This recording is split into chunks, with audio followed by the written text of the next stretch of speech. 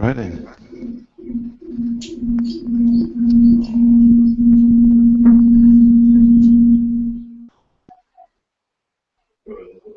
Echo.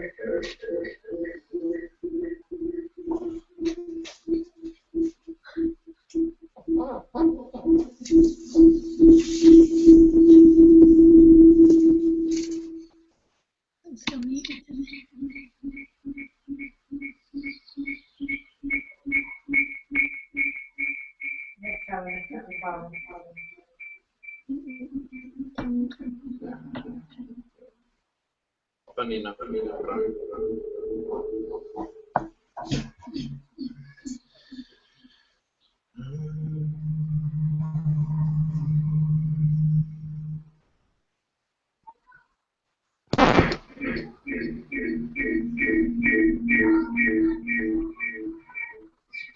How's feedback on your end?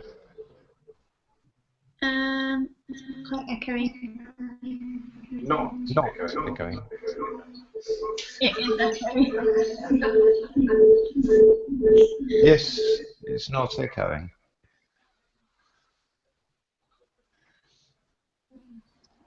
Oh yes, it is. It is echoing. It is. It certainly is.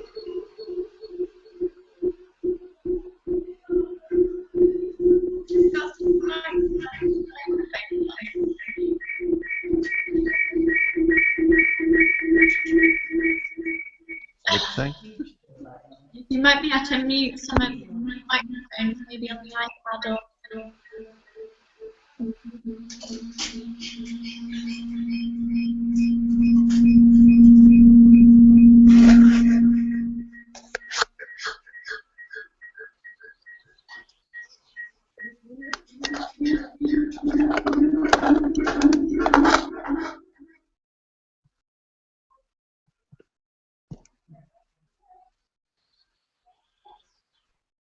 That sounds a bit better. All right, yeah. See how it is now. Yeah, I've unplugged the iPad microphone, which then set it to the default microphone, which I forgot about. Yeah. So should be all right for one. Yeah. Okay, any questions from earlier?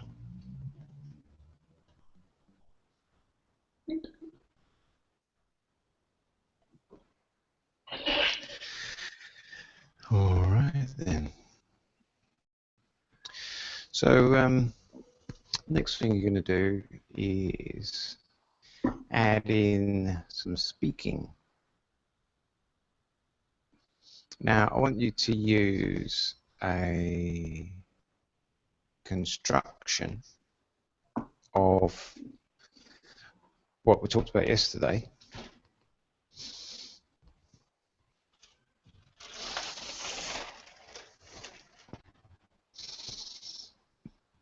You're going to give a little what. So you're going to say what you're talking about. So it could just be your title of your presentation. So you could get up and say, I'm going to talk to you today about growing tomatoes. That would be your little what. And then why would be, so in this day and age, it's good to know that you can grow your own things. Who's interested in having healthy things to eat? Who's interested in having good, clean, organic food? Who's interested in having good skin and living longer? And then you've done your why. And then you go into the what. So you can talk about how you actually grow tomato plants. So that'd be your big what. And that's as far as you're going to take it. So you're going to have a little what, a why, and a big what for now. And you are to stand still whilst you speak. So you get into the habit of being in control of what's happening with your body. Because people who lose control of their body, you know, they sometimes end up doing things which, you know, they're not really conscious of. And the audience can be, you know, they can notice all those things going on. But because the person has got so used to just letting their hands go wherever, that they just do whatever they do.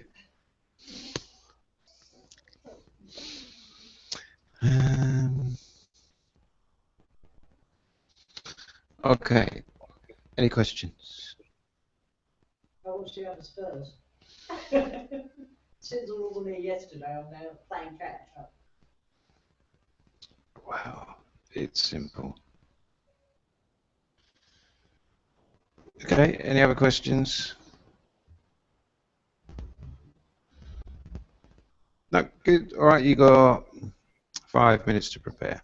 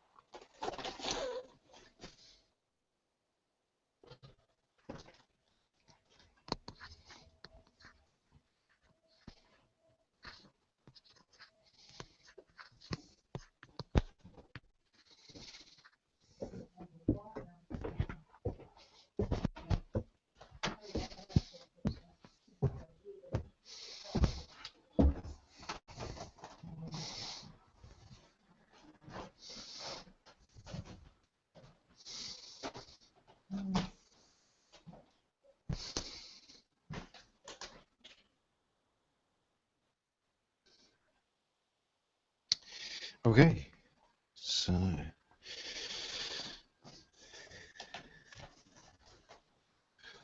who wants to go first?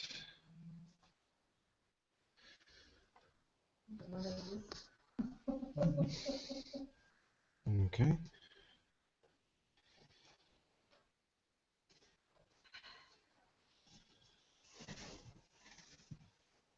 I'll be timekeeper. Oh, well. Hmm? Oh, then how long thought then? That's when you get bored. How many minutes do I have? 2. 2 minutes? Yeah. It's half of this now. Okay.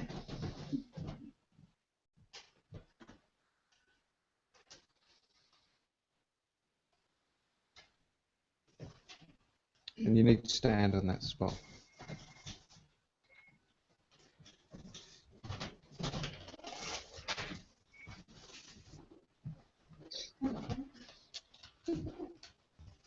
Preferably no notes.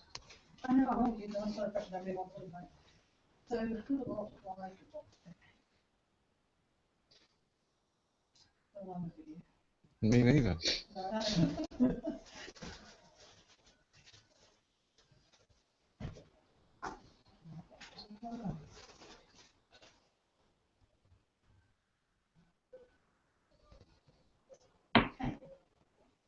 I'm going to talk about the healing power of sound, and talk a bit about how sound and music can help to relax or energize and to stimulate you in different ways. Who here likes listening to music? Have you ever listened to a piece of music and felt moved in some way? Have you ever listened to a piece of music and felt the sound waves pulse through your body? So we know that the sound, we can feel it inside of us, even though we can hear it, we can actually feel it as well. And sound and music exists in all cultures, in all continents, in all areas. They use sound in different ways to have different effects. And we know from research that certain sounds can help us feel relaxed and help us to de-stress, and other sounds can help us to feel energized and full of life and want to get up and dance and do things. Especially in the Eastern cultures, they've actually discovered that the sound has much more of an effect than just a nice pleasant tune being played. They discovered through research that actually it has an effect on a cellular level deep inside. And in a lot of research, there's some very good doctors like Barry Whitman who have researched into the effects of sound and different instruments, things like drums, using the Himalayan bowl. And they discovered that it actually affects the brainwaves, it affects your immune system. Okay, thank you. Sorry. Nothing. Please remain standing, please. Who'd like to give feedback first?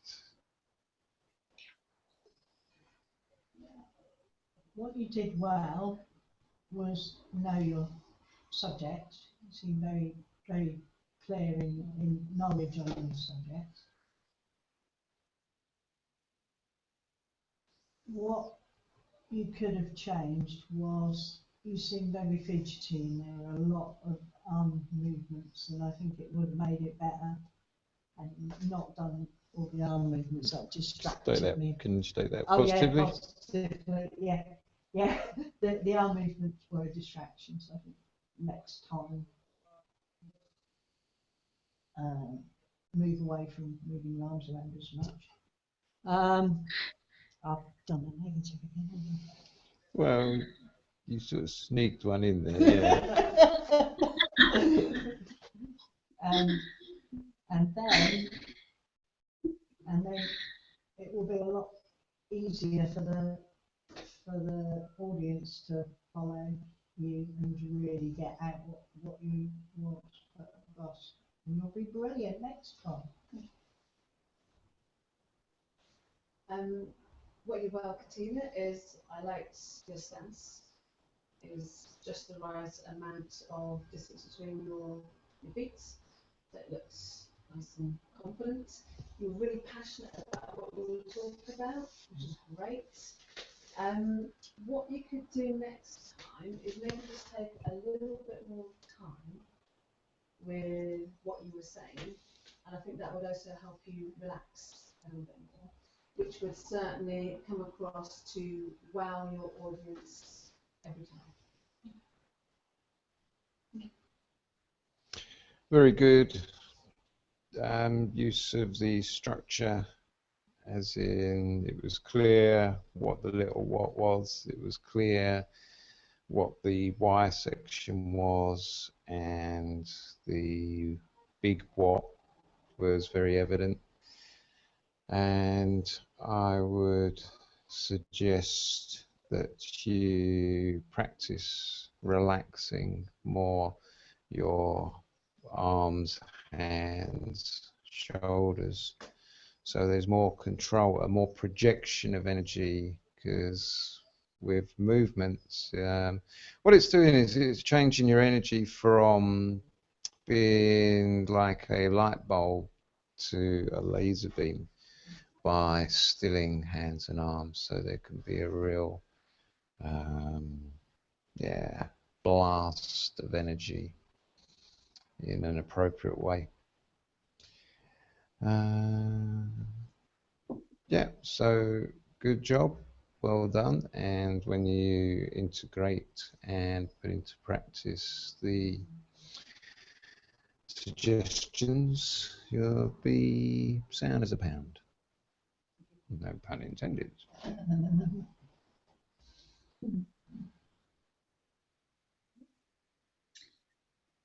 I think what you did, it was great. I think your posture was good. You used the structure well. I think you used the questions really well. Like engage the audience with the questions. That was really good. I think your voice was very clear. It came across really well. I think to improve, I would say just keeping your arms more still, and that will help your audience engage more with you, not distracted by your hands, and help you be more clear and more focused on what you're saying as well. That's really good.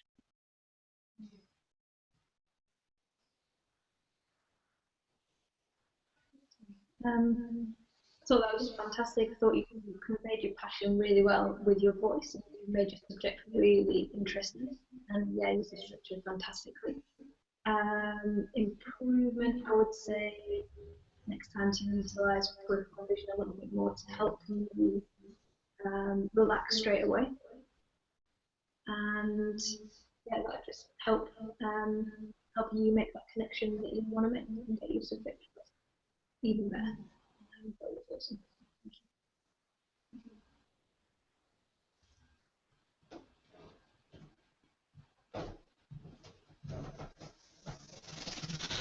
Who's next? I've had 5 minutes to think about this. This is very dynamic because I've had 5 minutes to think about it.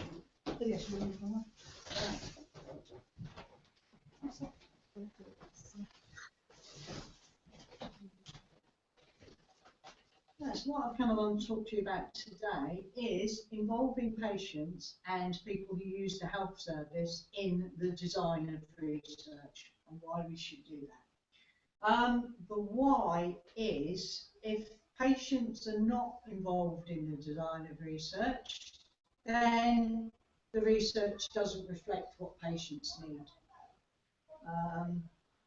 And would you really want to have all the NHS money spent on research that's no value to the patient and never gets into the system?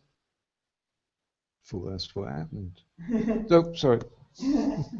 Exactly. So the reasons why I take part in a group that's called Patient Public Involvement Research involving service users and patients is that this movement means that research is designed by patients and it reflects what patients need.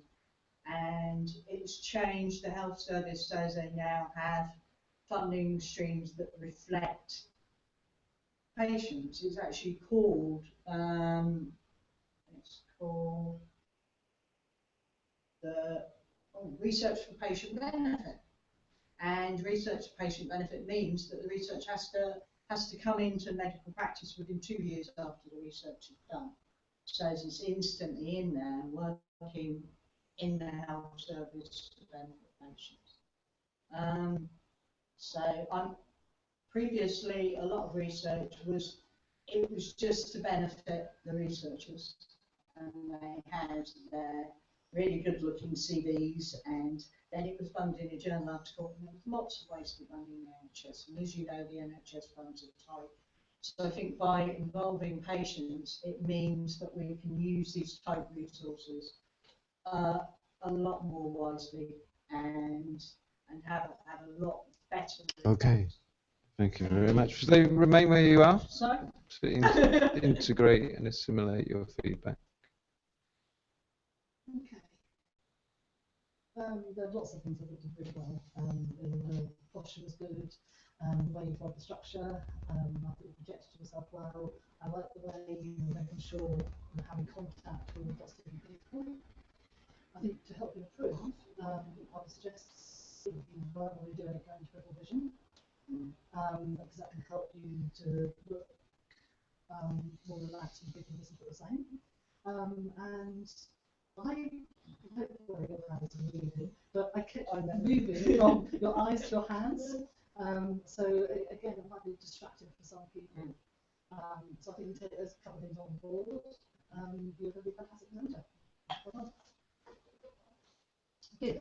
I really enjoyed your talk. What I liked was that you were passionate and knowledgeable about your subject. You projected your voice really well.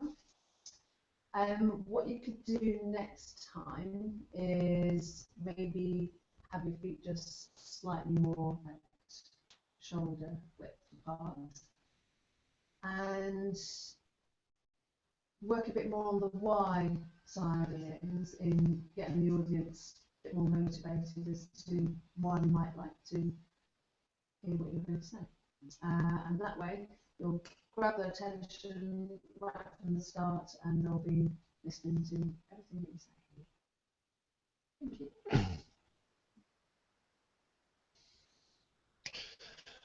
So, what you did very well was to cover the underlying structure of the presentation, and your presence was good, as in your physiology was spot on.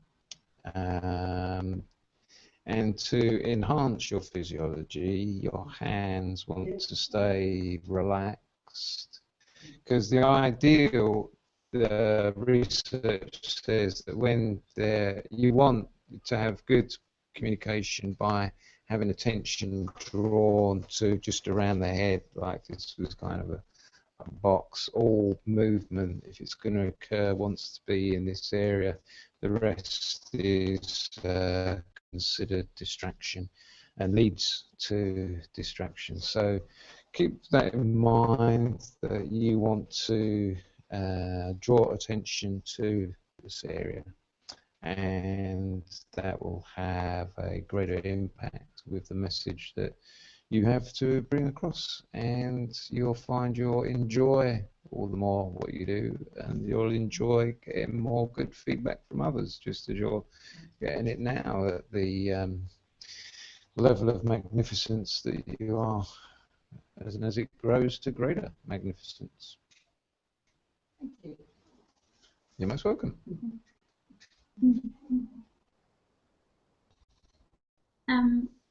I think that was really good. I think what you did well was your posture was really good. You're very upright, shoulders back. I can't see your legs, the whole of your legs, but from the top of your body, it looks like they're really good. I think to improve, I think it would just be your arms slightly more still and just being even more, just slightly relaxed yourself in terms of peripheral vision. I think that would help, just help you engage with the audience. But it was really, really good. Really enjoyed it. Thank you.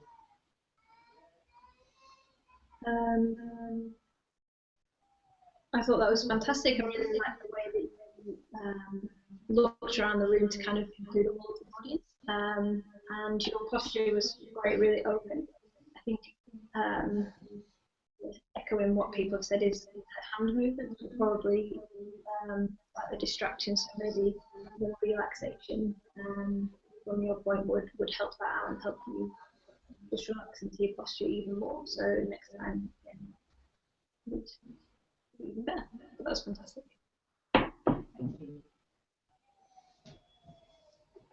Good job.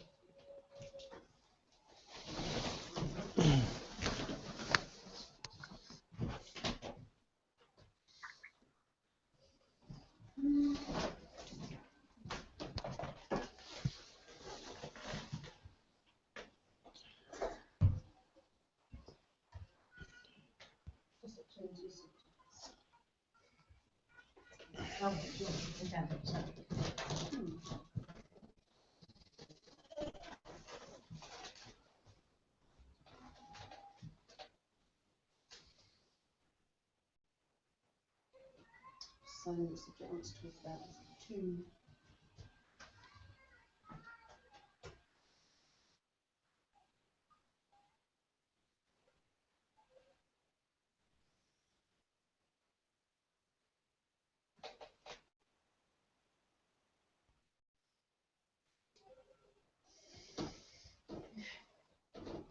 I need a moment because I get nervous that I haven't.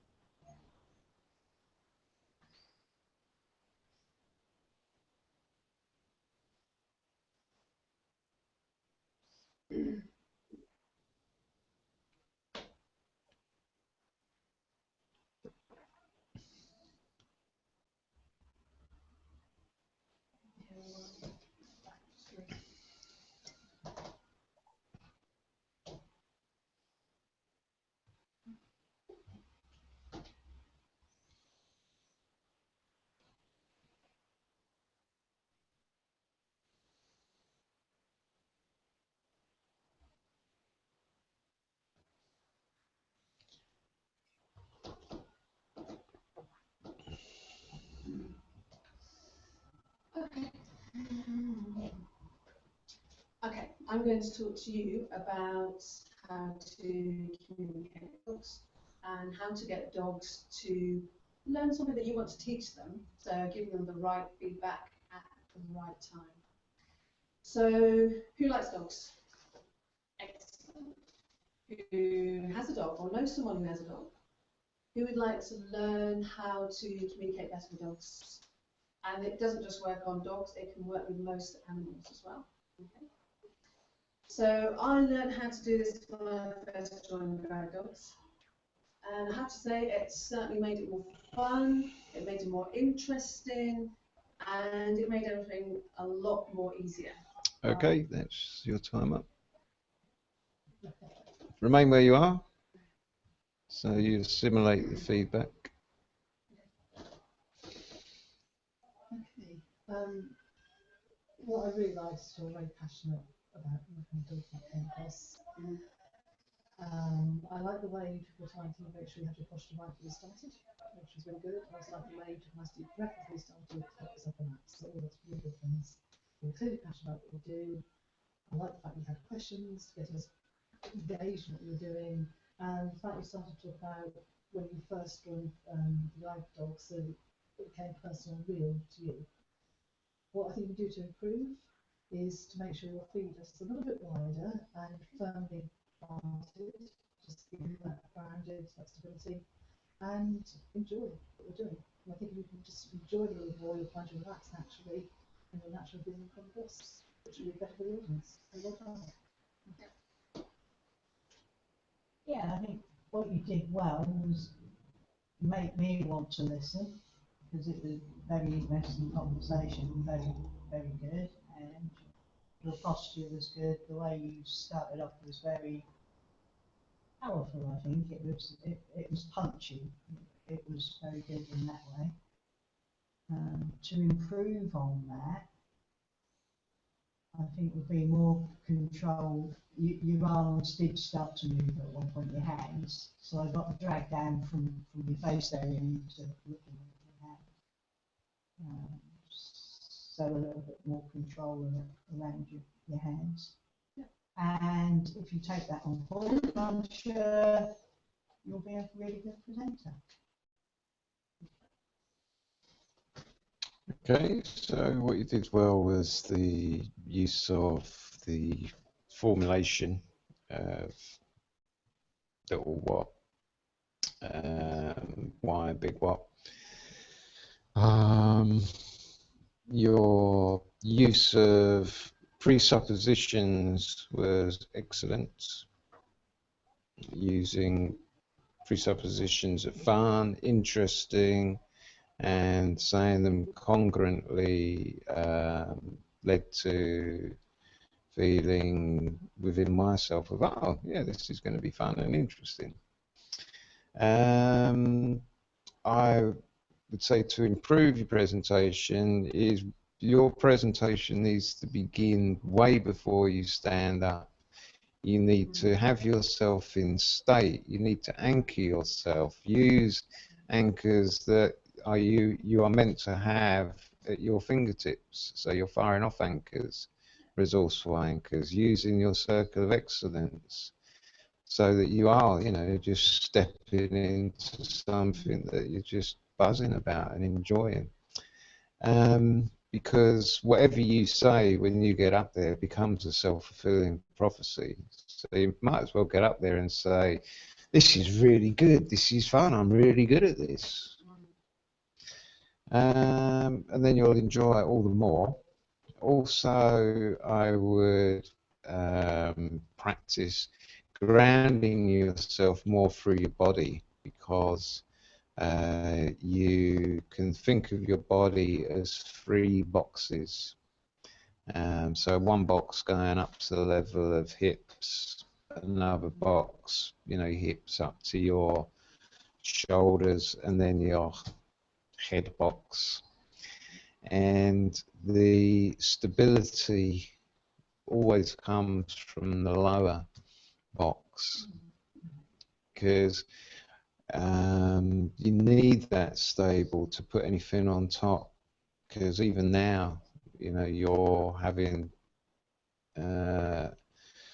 movement occur. So what you want to have is your weight really grounded and rooted to where you are, so you become all the more present. And when you are present, presentations are just what you do, because life is a presentation. We are all walking through life in the present moment and have the opportunity to present, to teach, to perform in whatever way we want, with whoever we want. So the opportunities are always there, even if it's an audience of 1, right through to 100 or 1,000. So make use of that. It makes life all the more fun. You'll be all the more fantastically magnificent.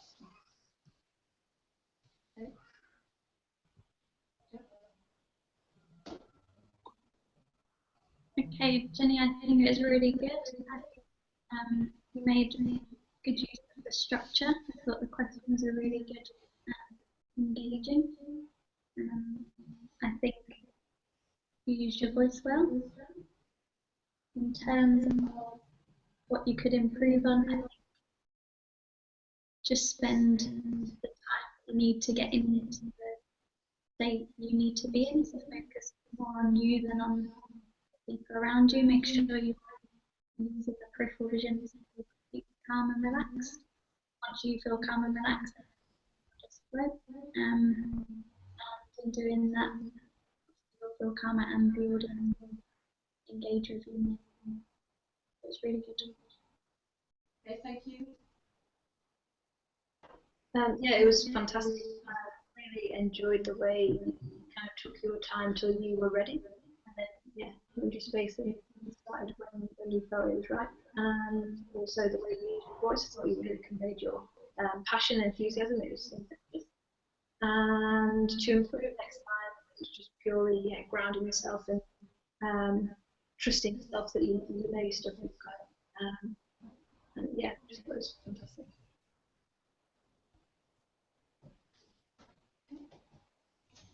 Very good. So let's move on. Next.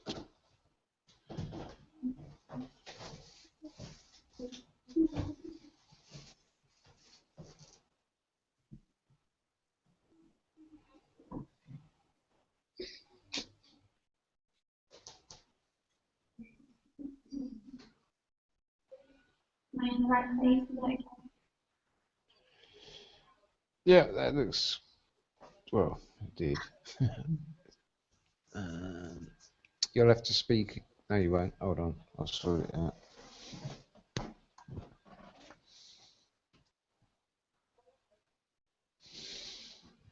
Okie dokie.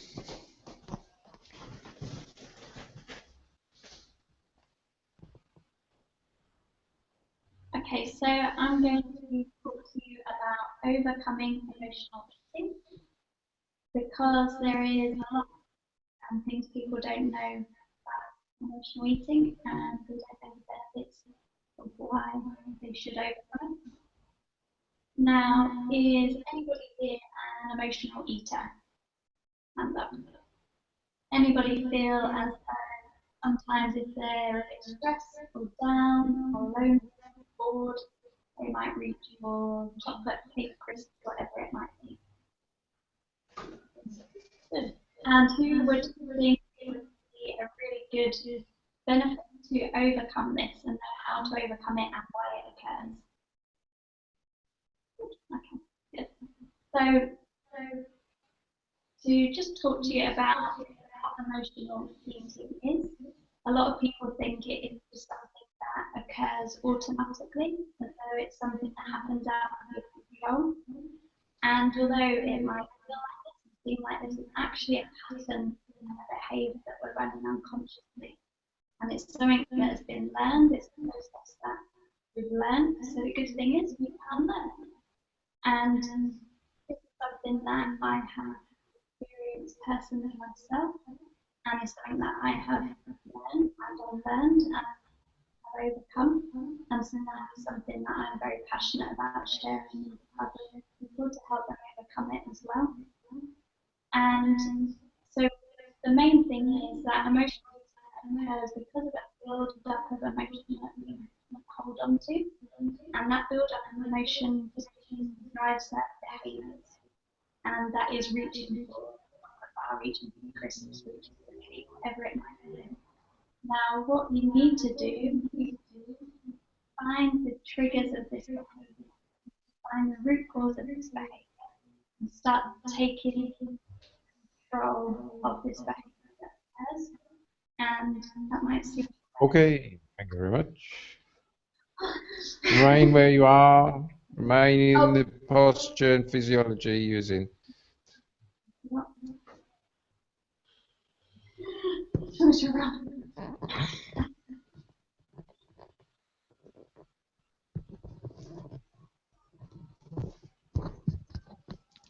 Yeah, I thought you did really well, and you're really passionate about your subject, which showed.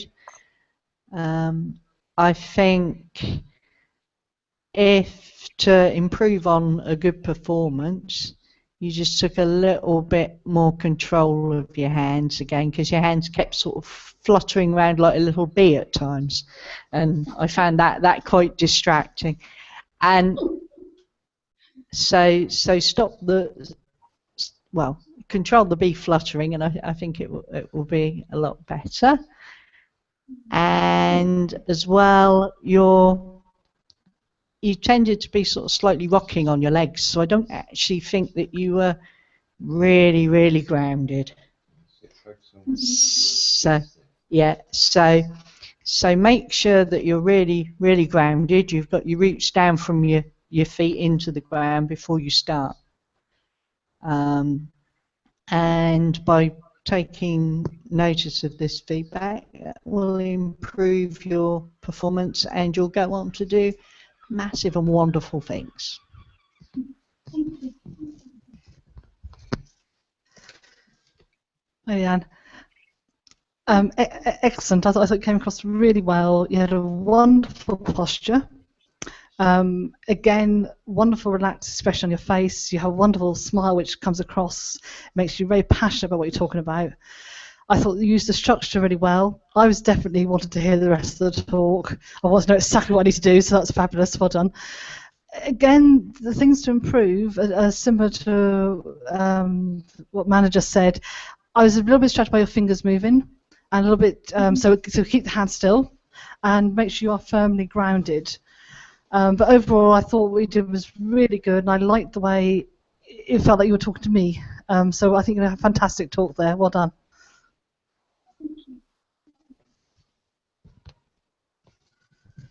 Hi, Leanne.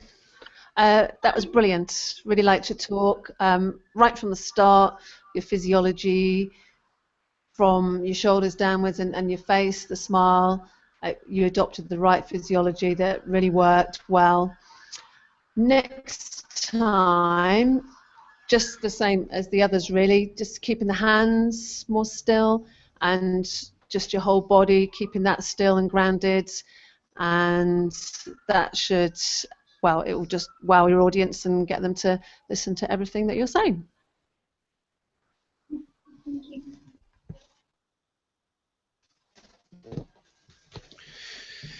Excellent start. Very good. Little what and very engaging why. And the big what started out excellent, and then went through a transformation that was revealed through the hands. Like, this is one of the reasons I make a thing about the hands, is because the hands can be such an indicator of what's going on for someone internally. So by stilling the hands, you can still your internal state and yeah, provide a much more powerful presentation. So it's worth pursuing, and that groundedness, that's what you want. Even as I'm speaking to you now, you want to practice that, grounding yourself through the body so that you are deciding when to move. You are really deciding the purpose and the reason for moving your body in particular ways, so that everything you do becomes economical and yeah, just more powerful because of that economy of movement and purposefulness that's behind it, because it will project so many different things to different people in the audience who are listening with you. So overall, brilliant. And when you integrate that stuff around your posture, your hands, you'll be all the more magnificent. Well done. Well done. I thought it was excellent. And I thought you put yourself across really well. And really, really stuff. It was very engaging the way you used your question. I think again, just grounding yourself more and movement just gave away a little bit. So next time, just really grounding yourself and being confident in the fact that you know what you're talking about. Yeah, to actually peripheral vision to keep that calm.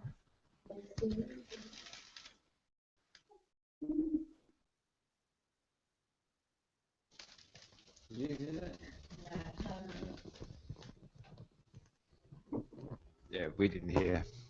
That was a nice bit of secret feedback. So I hope it.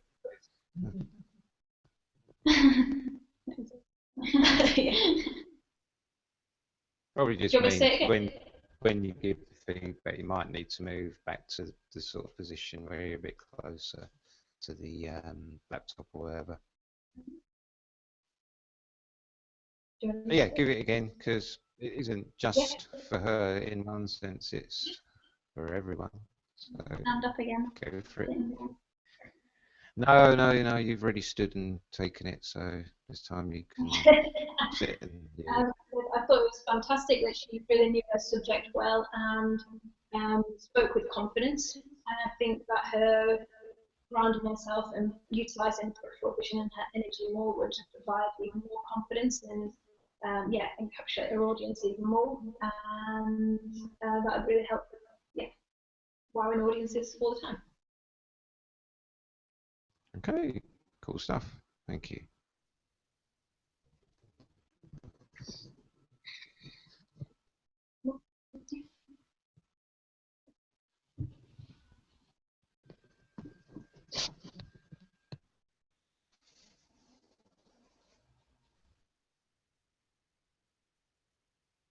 So I would love to talk to you about natural and non-toxic treatments for cancer. So in today's treatment methods, we usually go for the cut, burn, poison method, very medically driven, and rather than supporting the person themselves, we treat the disease rather than don't treat the disease. So who would find it beneficial to know exactly what feeds cancer, and so how you can start cancer cells as well? And who would like to know how their mindset can really support their immune system and their immune function for perfect health? And who would find it beneficial to know that cancer can't exist without a compromised immune system and the ways you can easily support your immune system? So,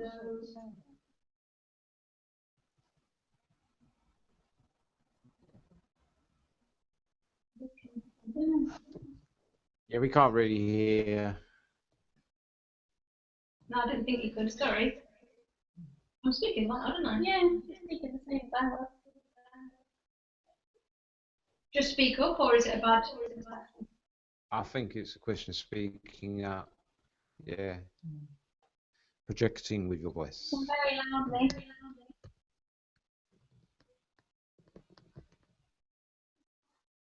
She is speaking. What did you say?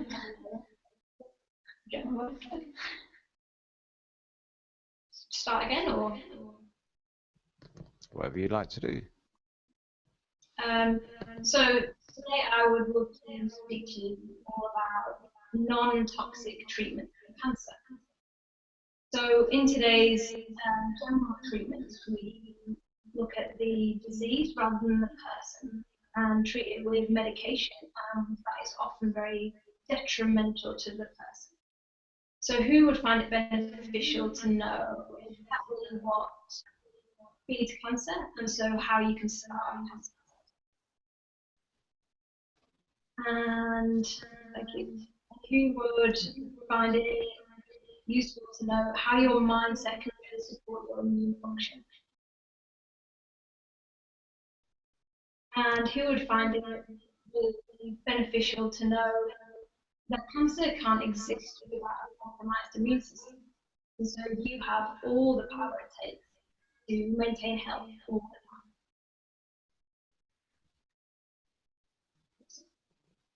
So, as I said, the general treatment is to look at the disease itself rather than at the person.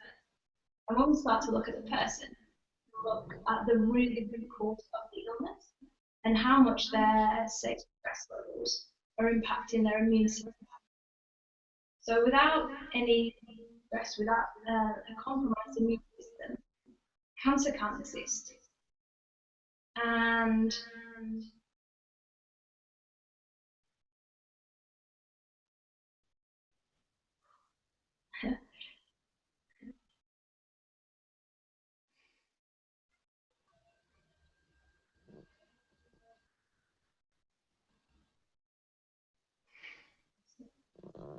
Okay, stop. Thank you.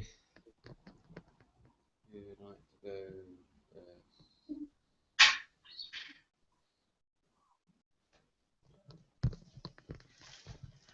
Hi Vicky, that was excellent second time round because we could hear you. That really helped. Wonderful posture. I thought you were standing there really well. You seem grounded well, so you're standing firmly. I think to help you improve, you moving your head side to side a little bit, which I personally find a little bit distracting. So focus on looking straight ahead, keeping the head still. And in the second time, you started to move your left hand to emphasize certain words. And again, I'm becoming very conscious of that now because I now see why it's distracting. So again, just be mindful of that, and so we can keep focusing on your lovely face and focus on what you're saying. But overall, the talk was really interesting. I think you can just learn to keep a little bit stiller when you're doing this. It will come across and have more emphasis for the talk. So well done.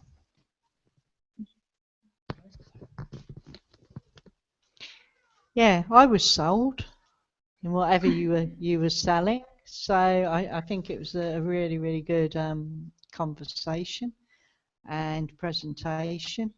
I loved the little what's the why, the way you used the setup that we've got on the board. I think you tackled that really well. And to make it even better, again, it's the hand, it's the the fidgety hand. Yeah, so you need to make sure that you keep that hand under control, and then it won't, people will be looking at your face instead. So, and I think that it was brilliant, and I think you'll do really well in the future.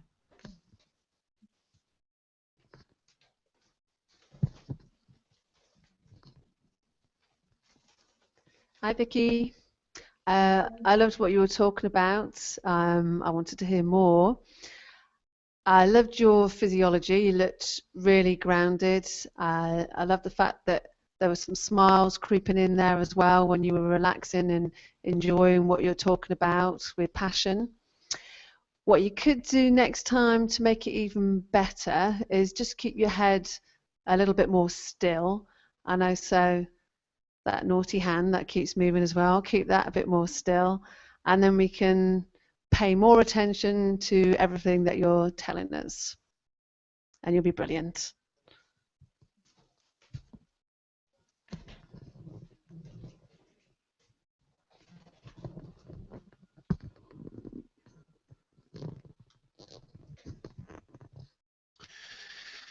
Okay, excellent, very good, very captivating, interesting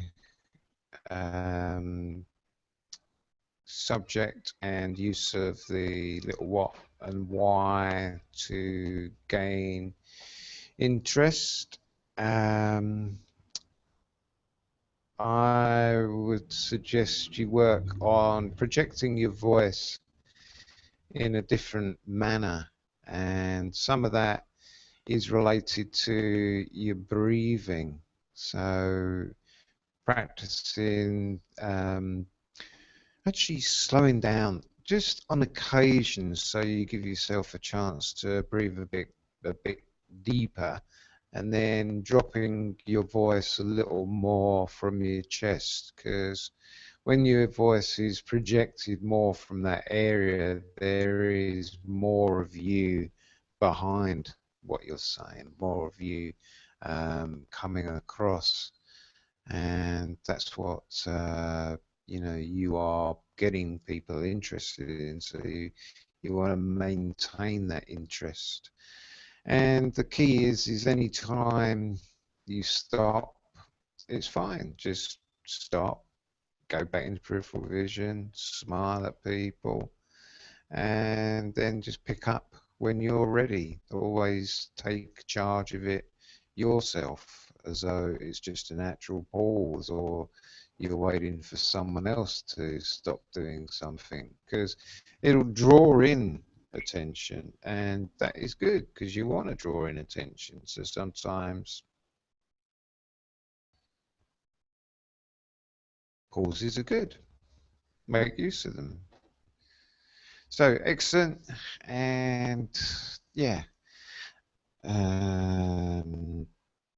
when you add in a little bit more stillness with your hands, you will get opportunities to do things with your hands during presentations, and yeah, when you've got that mixed together, yeah, it'll be very powerful, entertaining, and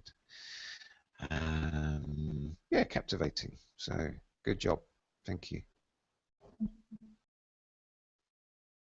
Okay, I think it was really good.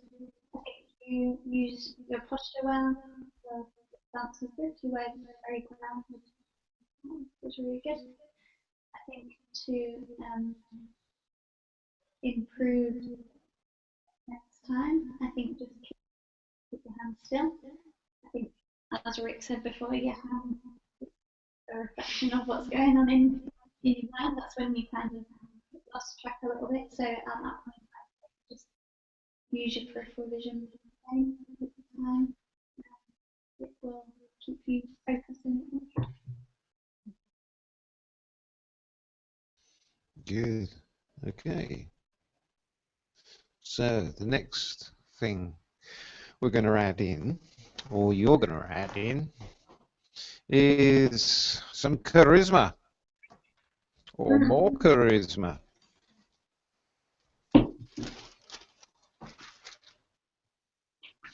So as I mentioned, this, well, everything you're learning comes from modeling great speakers, comes from modeling speakers alive and dead.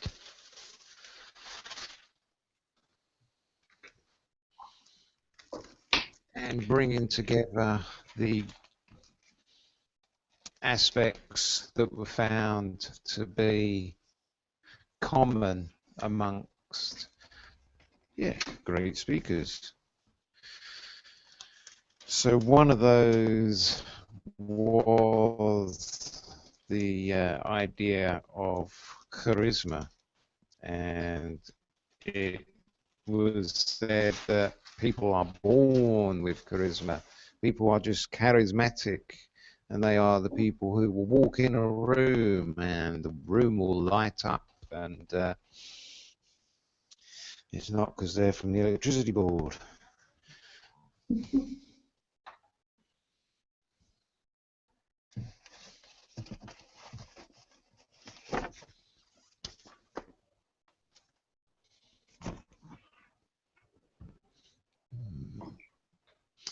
So yeah, the charisma model was found to have a very simple sequence. The KAV sequence, whereby great speakers like Winston Churchill,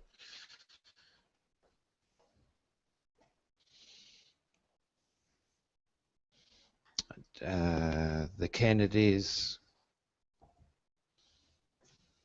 and Martin Luther King would begin using kinesthetic words. I feel it's time for change. You feel it too. And that is the way they begin. So you can begin to talk about an emotion by saying, I feel very excited to be here. I feel an anticipation in the room. And then you want to move on to auditory. And there's a tendency that you need to speed up your voice a little bit. So you start out slow with pauses. And really, you want to enjoy that moment.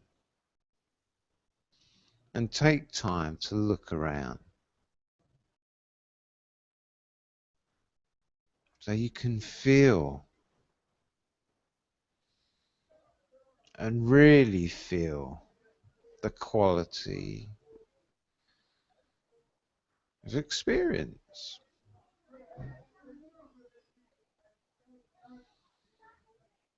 And then when you move to auditory, you want to speed up your voice and say, so I've heard you're all here. I've heard some of you speaking about your interests. I've heard people outside the room talking to one another, saying changes are needed. I want to make changes. And in hearing people speaking this way, sometimes you can tell by the tone of voice that they're ready for it. They are here listening to what is to be spoken to them, and they will walk away from here saying, I'm glad I came. So you just run through anything to do with auditory language.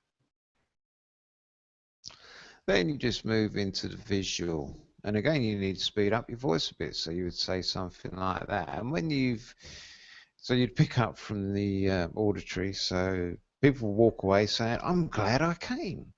And you will see the benefits. You will just have a brighter, more colourful life that you're suddenly living. Just picture this in your mind. Picture this.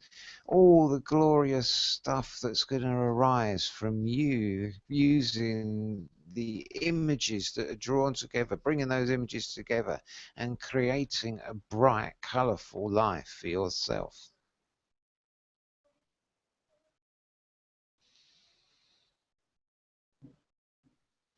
And then you tend to slow down.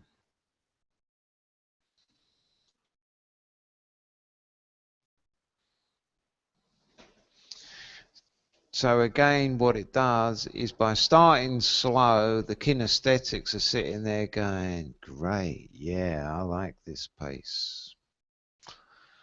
And the auditory and visual are sitting there going, oh God, is it going to go on at this speed forever?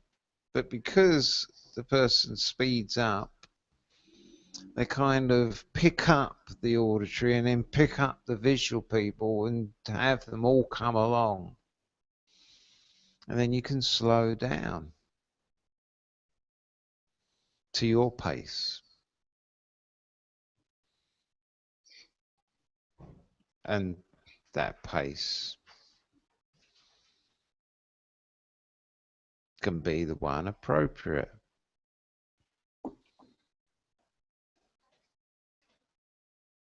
for what you're wanting to talk about. So if I'm here to motivate, I'm less likely to speak this slowly. You know, I'm going to talk more upbeat, and I'm going to talk about more of the power of what people can achieve, and there's going to be more excitement in my voice if I'm teaching hypnosis.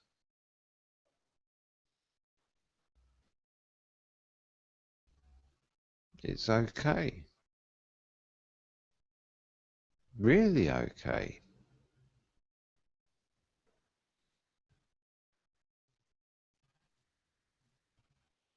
To have spaces, pauses.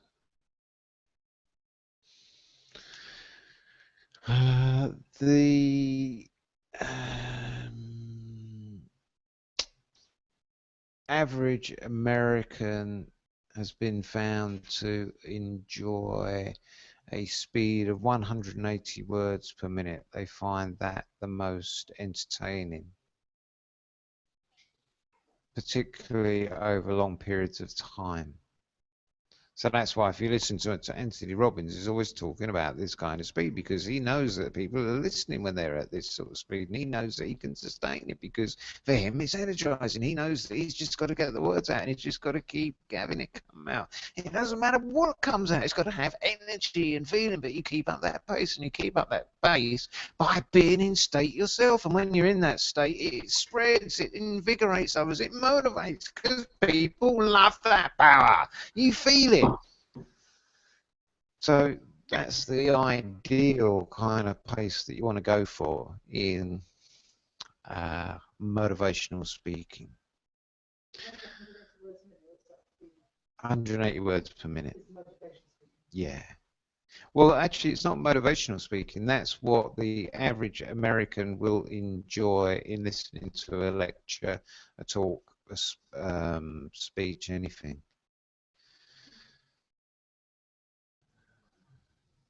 What about the average English audience? We'll go do the research. Yeah, exactly.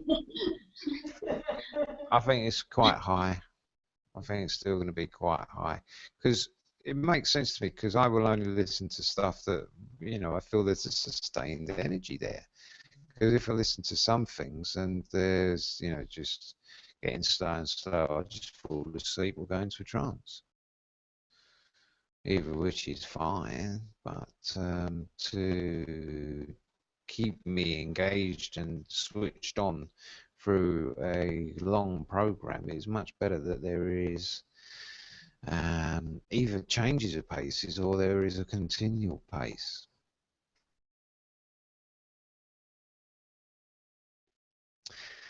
So yeah, you want to work it out for yourself, and it is good to practice speaking along to different types of music.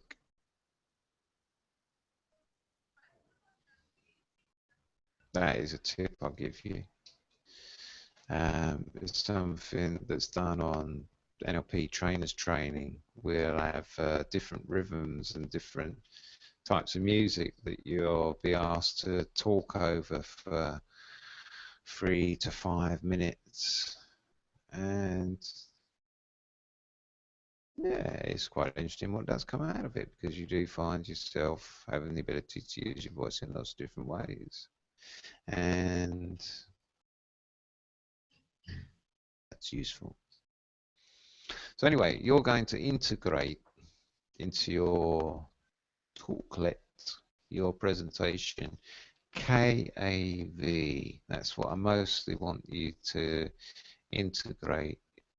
Now, you can get away with it by just using 1, 2 words for each. So the way I started training is, my normal pattern is to say, after I've looked around the room, smiled, and on my metaphorical hug, I'll say, I'm excited. I'm excited to be here. And I've been listening to you talking with one another, introducing yourselves to one another, and I'm beginning to see that, you know, you have an interest. You've already got an interest in what this stuff can do. So let's see what it does. And that's it. That'll be my KAV done in 30 seconds.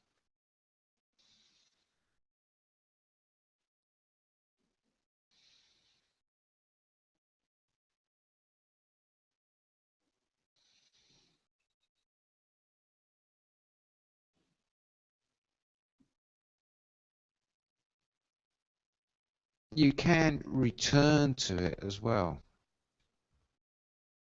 if you want. If you're giving a presentation over a couple of days, it can be good to start each segment of your workshop or your training by returning to this sequence again, so that you're pulling everyone together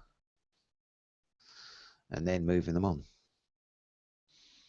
But if I'm just giving, say, an hour-long talk, then I would just use it at the start and then that's it. But what I do is, throughout my talk, I will use language that is kinesthetic. I will use language that is auditory, and I will use language that is visual, plus language that is related to auditory digital. So I'm speaking to everyone who's in the room. it gives you an opportunity to express the vocabulary that you have.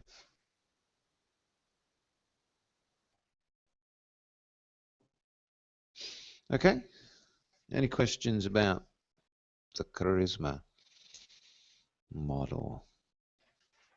So this be more in our big what? We do our little what, our why, and this is going to be the big what, or we've got to start for us to go back to the beginning. You start at the start with this. Okay, so It needs to be the first words that you get out.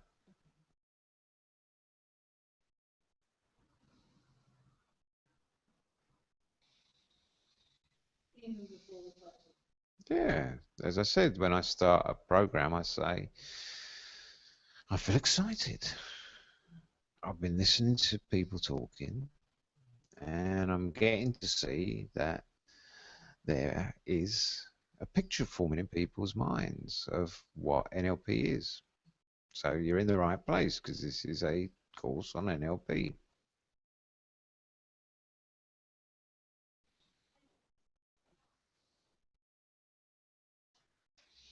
So yeah, it either happens as you are doing your little what, but I recommend you do it prior.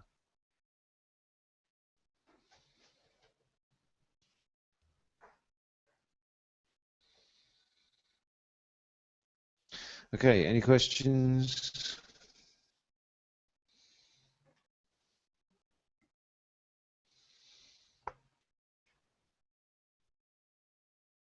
No? Okay, right, let's get on with it then. Who's next?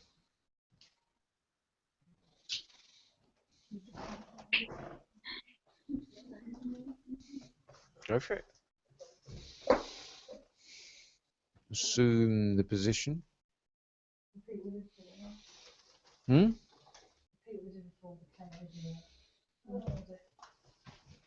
Yeah, I know. I didn't say a word. You gave me a look. No, I didn't. That look. Oh, no.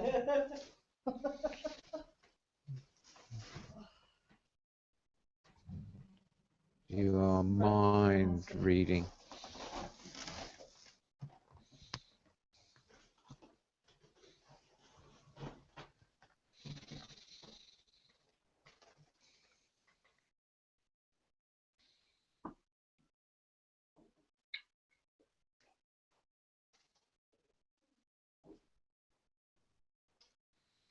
I feel really excited about being up here again.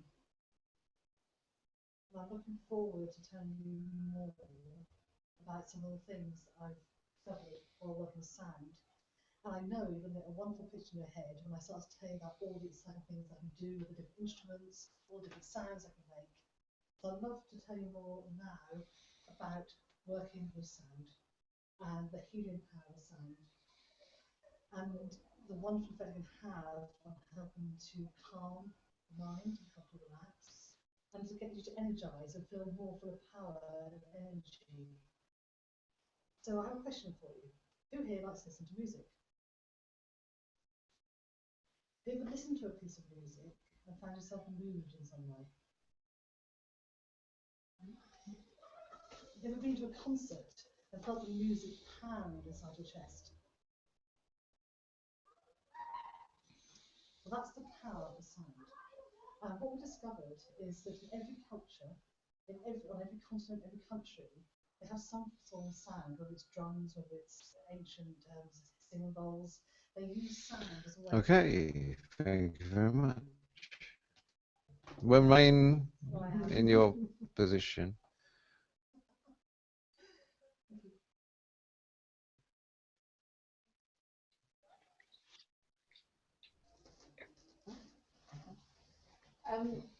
Yeah, I love the way that I love all of it really. I love the way that you started. You just took a moment to ground yourself, and you started off slowly with a kinesthetic, and then gradually the voice got a little bit quicker as you got more passionate and moved into the other areas of auditory and visual. Very passionate about your subject again. which is great. And you did notice that you were doing your hands. Stop that, which is great. What could you do different? You could have expanded a little bit more on each one. Then maybe take a little bit longer with the kinesthetic and kept it a bit slower before moving on to the auditory. And if you did that, I think you would just grab a lot more. That should make some kinesthetic. I know. Thank you. Yeah, I think it was really good. Again, a lot of passion in what you're talking about, and that shows through. I picked up on the kinesthetic, the auditory I missed. So I think you may be more comfortable in one representational system than the others. So I think it's in the future, to make your conversation even better, it would be good to sort of think more about auditory and visual words, because I can see you're incredibly comfortable in the kinesthetic. And then it will flow and be really brilliant.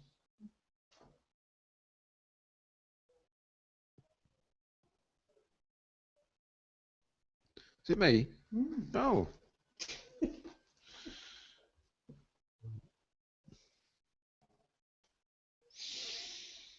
Very good use of the KAV sequence and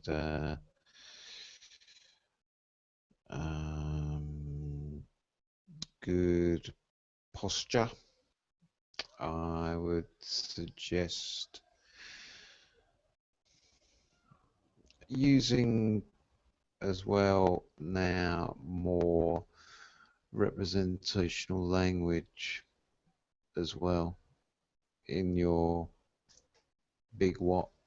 So that is what we have to look forward to. So very good.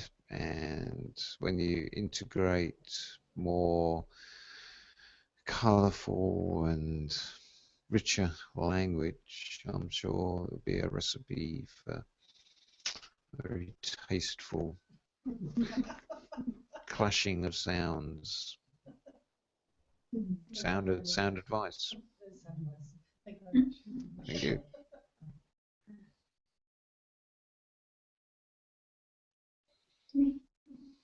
Great.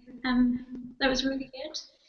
I thought you used the structures really well. I think you spoke really clearly and at a good pace.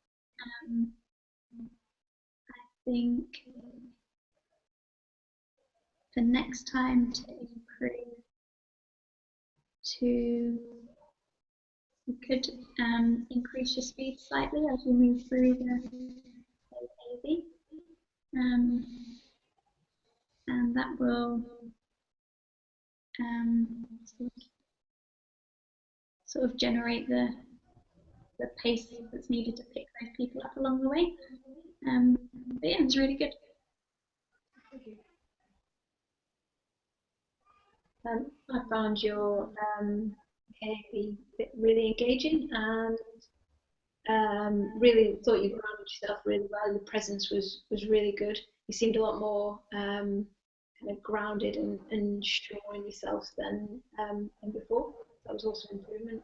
And I think for next time to improve even more,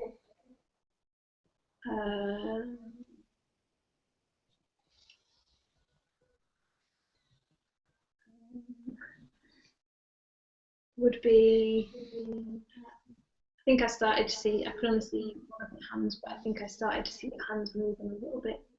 So I guess just remaining in the peripheral vision stuff and keeping that calm confidence, because you really know your subject and it comes across really well. Thank you. Okay, next.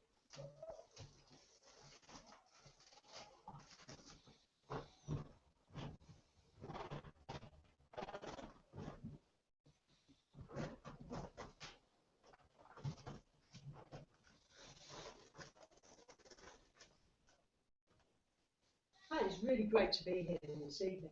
As I walked into this auditorium, I felt a real warmth from all of you, and I could hear the buzz of the audience before I came to stage, and it just seemed so inviting, and so I feel really honoured to come and talk to you about my subject.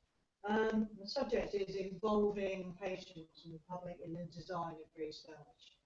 And I feel myself that this is a very, very good thing to do because it makes research reflect the needs of the public. And with that reflection, you can all hear what resonates within the things that you produce now. Whereas before, all research seemed dull. It seemed as though it was purely there to support researchers and their careers. So now I can see by people getting involved and coming forward that this feels good and the future looks incredibly bright. By people like you coming forward. Okay, thank you. Woo, woo, woo. Hold your horses, madam. Nope. Really good presence, really well branded. The word, really good use of the KAV. The thing for me, to help you do a little better, we would like a bit not to have a hand behind, so Adam straight down if you can. That's something you missed yesterday, so you wouldn't know about that. The other It's the reverse fig leaf. yes, reverse fig leaf, apparently. Okay. So just do that one. And the other thing to help you improve is you did vary the speed of which you were talking. But I thought to help you improve it would be good if you started off slow, then got a little bit faster, and then got faster, and then slowed down. You started off quite quickly, slowed down, and then speed up again. And I just think if you kind of go through the natural cycle, that will really have a bit more emphasis on what you're saying. The use of the KAV was excellent. Well done. Yep, I'm going to agree with that in that you did your KAV really well. Your stage presence was great. You commanded the space, and for next time, just to improve, just touch on what Katina said, is that if you slowed it a bit more at the beginning and then gradually speeded it up, that would work a lot better to connecting with everybody in your audience. Thank you. Yeah, very good start, very good use of the KAV sequence. I enjoyed your pace of speaking very well.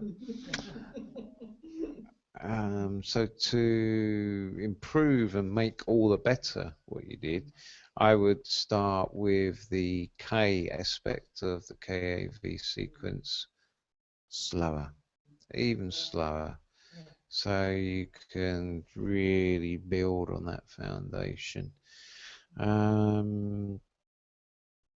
Yeah, just one other compliment in terms of feedback was also your projection of your voice. The tonality and power in your voice was excellent. So just, yeah, when you add in more range of speed in your use of voice, then yeah, you'll just be ginormously popular and fantastically brilliant. Yeah.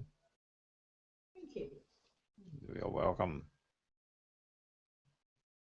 Okay, that was really good. I really liked the pace. I thought you used the structures well. I think your posture was good. So still very right. I think to improve for next time would be there's just a little bit of movement with your hands at times. So keeping them still would help keep you more grounded and more engaged with what you're saying. But overall, it's really, really good. Really agree with that. I thought KAV really well and paced it really well. And yeah, made use of the representational system really nicely. It was very engaging. I thought your presence was great, and you looked very confident in your stance. You seemed grounded, and yeah, the improvement similar to what Leanne said. There just seemed to be a little bit of kind of rocking motion with your body. I think your confidence would come across even better. You just stayed grounded and kind of held your space. It was really good. Thank you.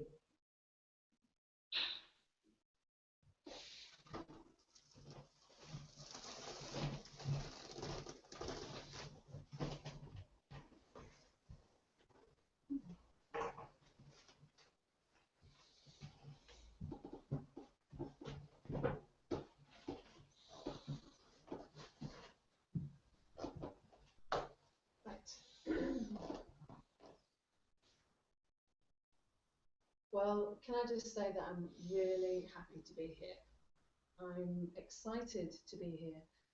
Can't wait to impart my enthusiasm to everyone here. And I can't wait to tell you about my subject, which is training dogs. And I'm sure that you'll be able to picture yourselves already being really successful in how to train a dog and giving it feedback. So what I'm going to talk to you today is about how to give feedback to a dog when you're actually training it so that you can have success. And when I first started doing this, it changed my life. I found it was fun, it was interesting, intriguing, just to find out more about how a dog thinks, how it learns. And you can apply this to other animals as well, not just dogs. It also just made things a lot easier as well for me to get quicker results. So you're asking yourself, what do I need to do? Well, the first thing you need to do is, there's two main points really. The first one is your timing. Your timing when you are actually giving your feedback to the dog. Okay, thank you. That was really good this time. What I really liked was the way you set yourself up. You firmly planted your feet on the ground, so you were properly grounded and rooted. You thought carefully what you were going to say for the KAV, and you know to get each of the areas in. The tonality was really good. Your use of the pausing exit. Just very coming through, and doing what I do.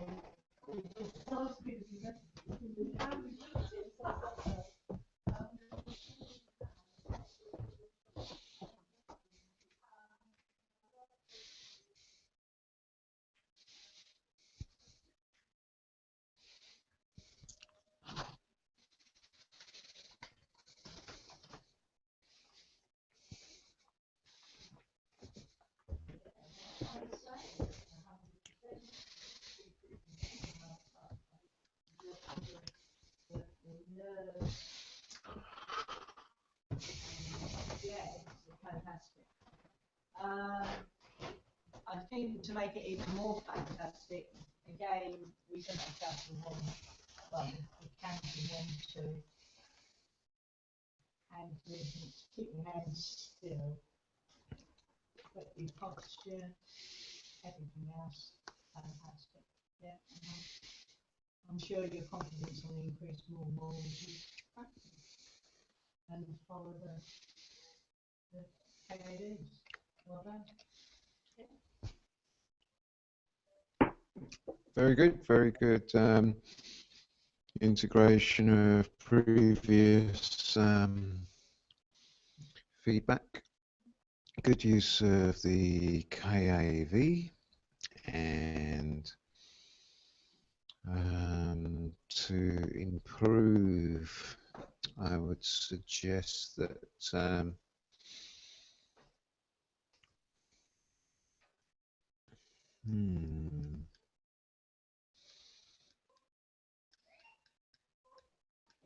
yeah, I would suggest using different rep systems to sprinkle in to your presentation, and also some occasional pauses. So when saying, so the first thing you're going to learn is this. So just make use of the time, own it. It is your time. That's what you're either being paid there to do. Make use of that time, or it's there for you to just enjoy that time. So overall, very good job, and look forward to your stupendous presentations in the future.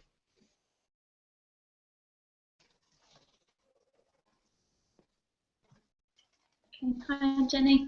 I think that was really good. It was, as Rick said, you really took on the feedback from before, so there's some really, really good improvements. I think you were very grounded, you used your posture well, and you were accessing the peripheral vision state, so you were much calmer. I think this time is really good. I think in terms of improvements for next time would just be I think you picked up on it anyway, but moving your hands. So just keeping the hands still. But you picked up on that anyway. It was really good. Okay, thank you. Yeah, I really agree. I think you put all the feedback into your presentation already. That was awesome. You had a great presence, really grounded yourself, and you used your voice really well. I think for improvements to explore more of the representational systems in the KA, we can really utilise that and the pacing of that. And yeah, you notice your hands anyway, so yeah, just keep them improving each time is good. Really good. Okay, thanks.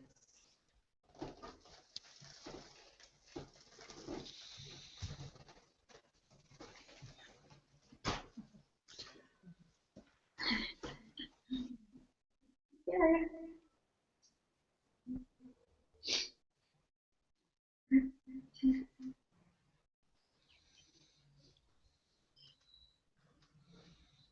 Can you see me okay?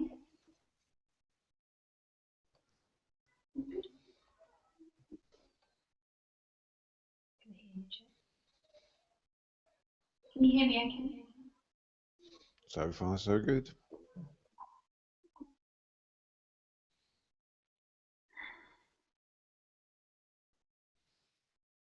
Okay, so I'm really excited to be here and talk to you all about overcoming emotional eating today. And as I said, I'm really excited, and I can even feel the excitement and anticipation in the room of what it's going to be about, what benefits you're going to get from this. And I even heard before I started talking today, I heard some of you discussing what is this about, what we really get from this, how is it going to benefit you. But I just want you to know that you're going to leave here with a very, very clear image and a picture of exactly how you're going to be able to implement the things that I talk about today, and how you can visualize and picture the future that you're going to be able to create and the things we discussed today. So as I said, I'm going to be talking about overcoming emotional eating. And we're going to cover what that is, why it occurs, and most importantly, how to overcome it. And a lot of people don't really know much about emotional eating. Okay, thank you very much. Wait. Hold it, hold it. Okay, who wants to go first?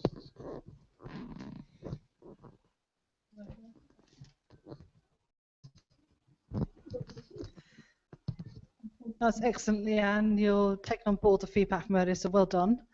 I could see you were, again, really good posture. You were, again, taking that time just to ground yourself before you started, which is fantastic.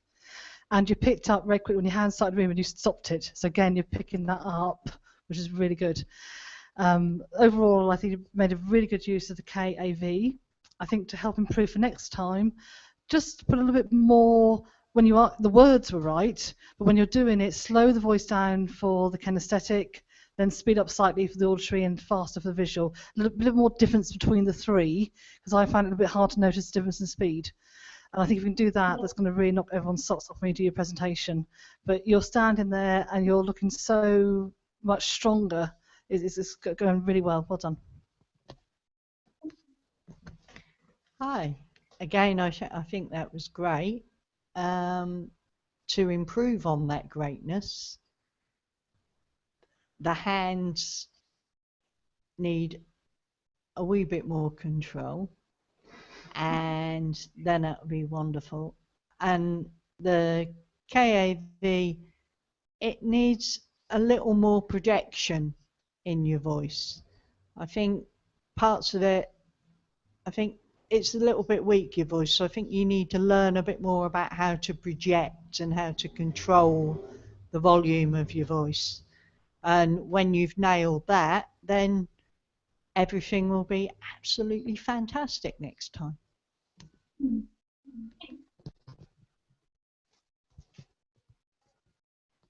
Hi, Leanne. Good physiology again, and good use of the KAV. And what you also notice is, like most of us, movements of the hand to start with, but then you took control of that and they were lovely and still after the first 10-20 seconds.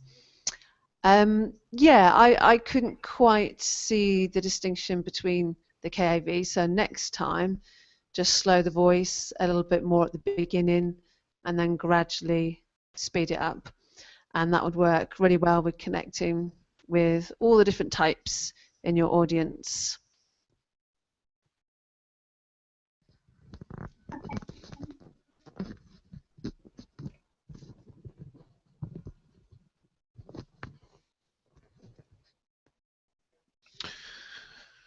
Okay, good presentation. You got the KAV sequence in there. You had integrated some of the previous feedback. To improve your presentation all the more, it's a question of using the speed of your voice. So when using the kinesthetic, be slower. Feel the words. And then when you move on to auditory, you just pick up your tone of voice a little bit more and just occasionally modulate the pitch of your words so your tone of voice goes up and down a little bit. So to someone who is auditory, in their representational system, that voice becomes all the more interesting with that little that can come in there. And then you just speed up when you get to the visual part and just keep rattling off and just keep all your breath in control so that you can all speak on one out breath without getting loads of words out all in one go. It's easy when you practice. And when you add all that together with a few more representational system words in the rest of your presentation, you'd just be knocking them dead, so to speak. Good. Thank you. I noticed a lot more control in your physiology, and yeah, as you noticed your hands, I thought you projected your voice really well. And I think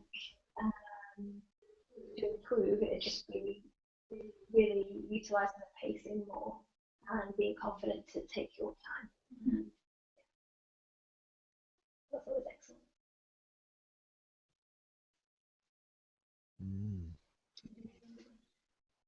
Did you not hear that again? Pardon? Did you not hear that again?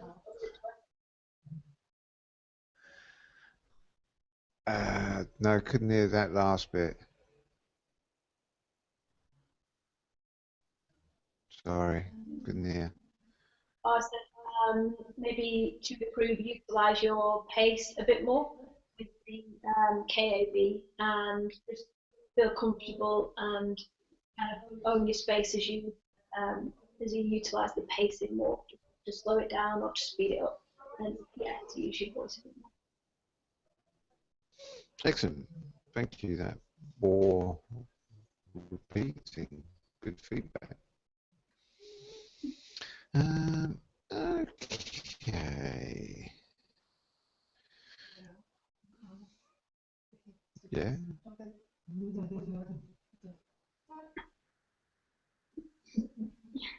What? We are.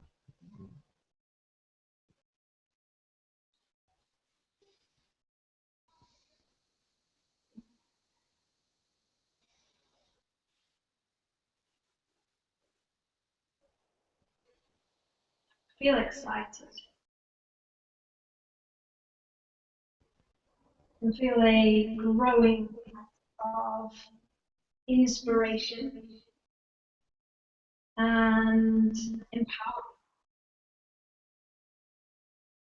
People are really starting to share their stories about their own healing journey more and more, and greater audiences are really tuning into that message that is being shared and really taking from it what they need to know that they can take charge of their life, that they can create the future that they want, the future that they see as being the most beneficial for them. They can see the benefits in taking the control for themselves and really connecting with the knowledge that they can be in charge of their health, that they can create the benefits that they want. And really, the future is looking brighter and brighter as people get more and more aware that more light is being shone on alternative treatments and the ability to listen to your body, to really connect with what's going on within you. So what I'd like to talk about is natural and non-toxic treatments. And the usual treatment methods are the cut, burn, poison, where we really treat the disease rather than the person. And the person is getting really lost out of that message and damaged further through these treatments. So who would like to know how they can treat cancer naturally with all the resources they already have? Okay. Thank you.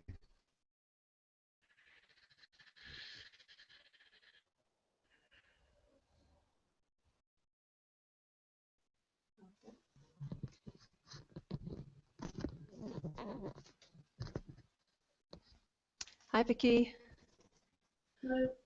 That was really good. What I liked is you made fantastic use of the voice, pacing your voice at the beginning and putting a few pauses in so you really got the kinesthetic. I think the best, actually. Also, your physiology, you looked a lot more relaxed than you did the first time, a bit like me, really. And what you could do to improve next time is just be aware of your head movement. That does tend to go from side to side, so just relax and keep that still for next time, and you'll just improve every time and wow your audience.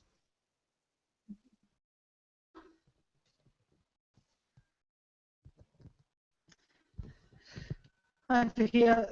again, really good improvement. You're taking on board all the feedback. I thought you were holding your posture really well. You were keeping your hands still. And yes, there's a tiny little bit of head movement, but nowhere near as much before. So you've really improved on that. It's fantastic. Good use of KAV. The only thing I thought to help you improve, you had a lovely pace when you said you feel excited. But I thought, could you get the state there so the words actually behind it had the I feel excited? And if you get that sort of energy behind that state as well, it's going to really help you improve for next time and get that energy going out into your audience. But really fantastic, well done. Yeah, that was brilliant. A lot more control over your physiology this time, and you stood there like you owned that stage, like you should be on it. The pace was really good. I did like the changes in pace as you were speaking. And yeah, I think you did a fantastic job. But to do it even better, I'd like to follow up what Katina said. I didn't feel the excitement coming from when you said it. So add the state into what you're saying, and then it'll warm the audience even further. If they see that you're excited, then they'll become excited with you. So apart from that, absolutely fantastic. Well done.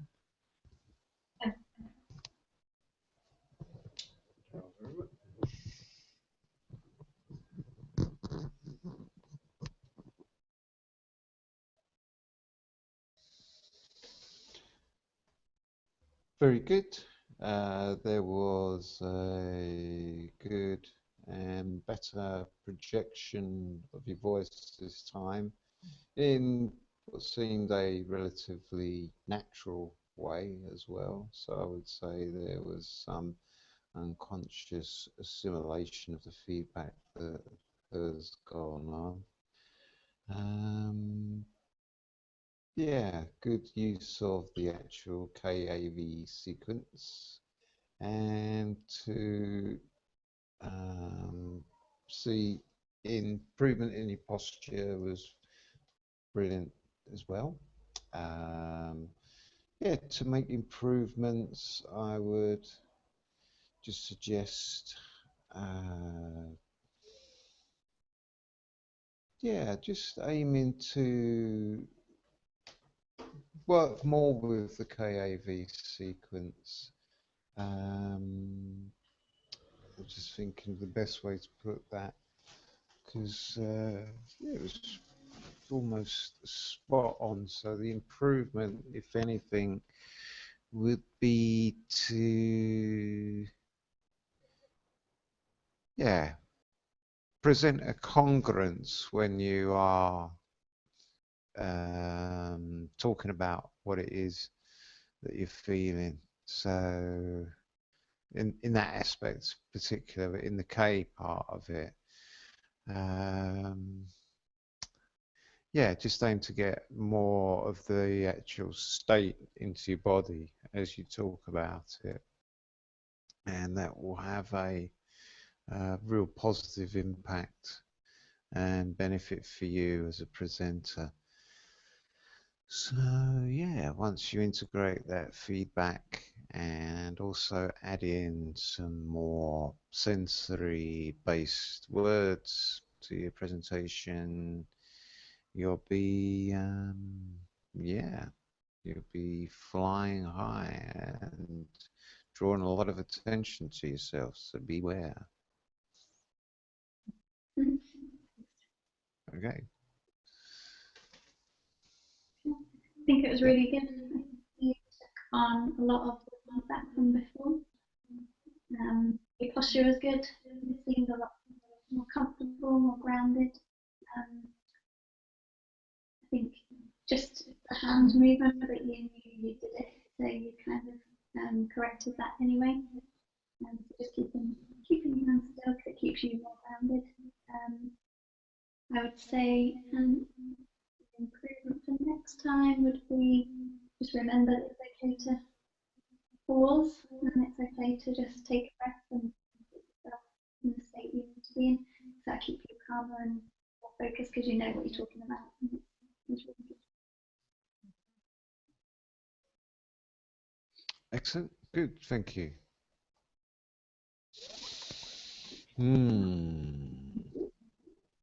Okay. One more? Yeah? One more. I said, do you want more? Oh, sorry. And like womble. Yes, you look like a womble. Yeah, yeah. Those pajamas, yeah, very womble-like. Yeah. I didn't know you'd be able to see our legs today.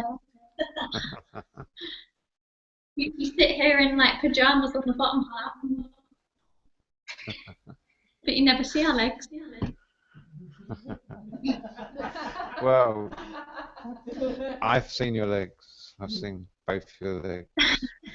I mean, not that you've got two legs, but I mean that for each person I've seen both your legs. Anyway, moving on. Okay, so I'm sure you're dying to do things with your hands. So I'm going to tell you what you can do with them. So the idea of what to do with your hands is based upon Virginia Satir categories, and the Virginia Satir categories were first written about in the book People Making, where she spotted that families would have within them people who adopted normally one, maybe two forms of communication, mostly one form of communication. And by teaching a person how to use another form of communication through their body, she was able to change whole families and allow families to have an understanding of how others were feeling and what they was experiencing in response to the things that they were doing with their body to them. So the categories are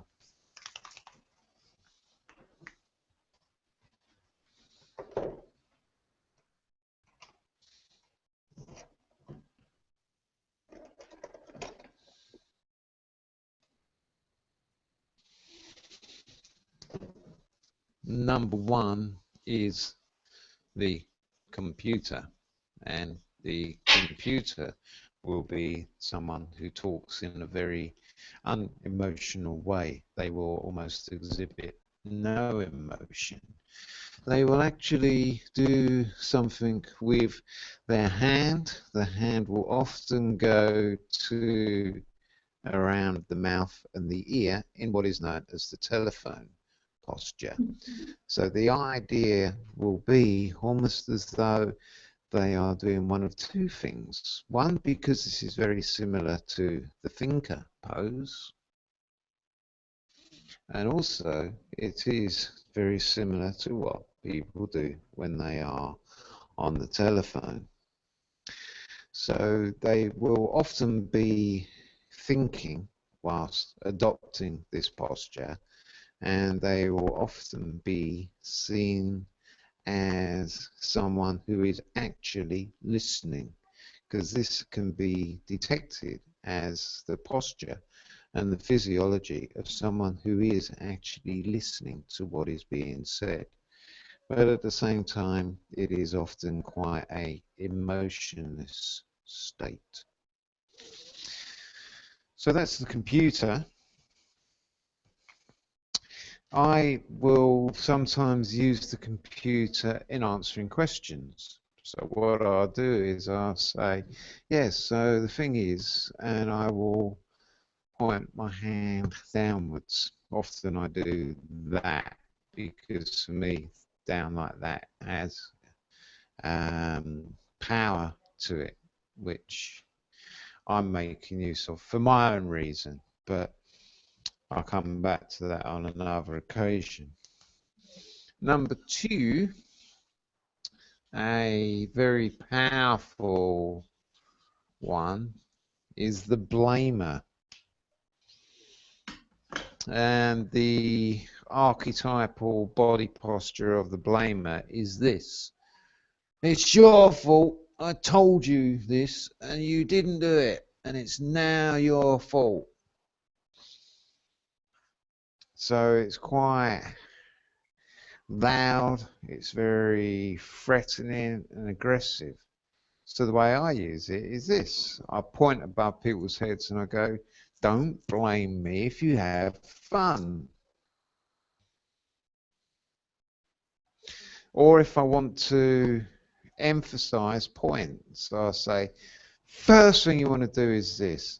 Secondly, you want to do this. And third thing is, so you always point upwards and above people's heads. Never directly at them. Because if you point directly at them, you're either threatening or you are separating or identifying them as something different from the rest of the group. Then the third one is known as distractor. So distractor is where someone will have postures that are like, well, you know, the thing to do is, and you know, it's just about enjoying things, because you can have a laugh, can't you? It's all about having fun. Yeah, you know, you want to have fun, and there'd be lots of angular and twists in the body.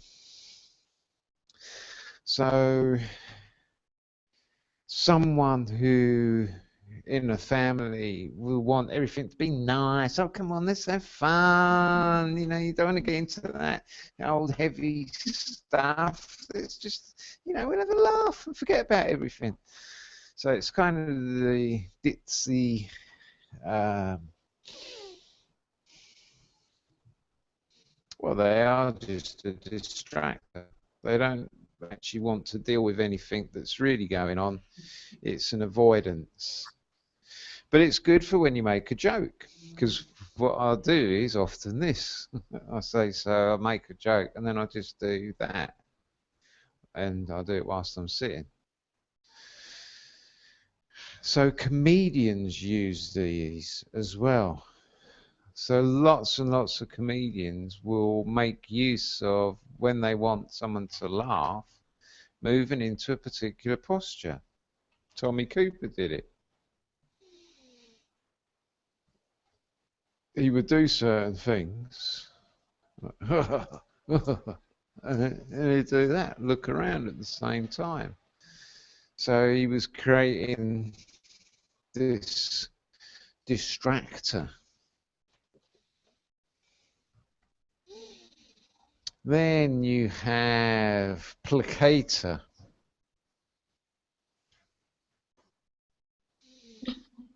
So placator is where people do this with their hands. Come on, let's all get on together, please. Look, I'm sorry, please. And they are the ones that will always want to make things nice, make things happy, and for everyone to get along really well. Even though, you know, the person's growing a tumour, we can forget about that. You know, we'll just make it okay today. And the archetype of this, the extreme, is this. I am here to serve you, and I beg you. So again, it's a powerless posture that's used in families because actually it never achieves anything.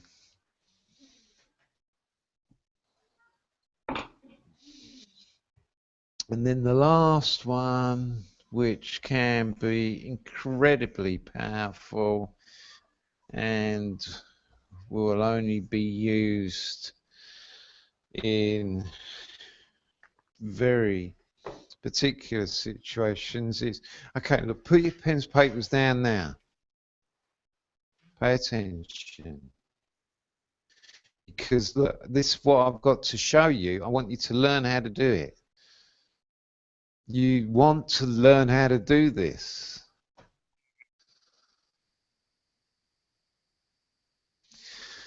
So the hands come down the body, feet step apart, because it's the unconscious signal of saying, I'm going to stand my ground.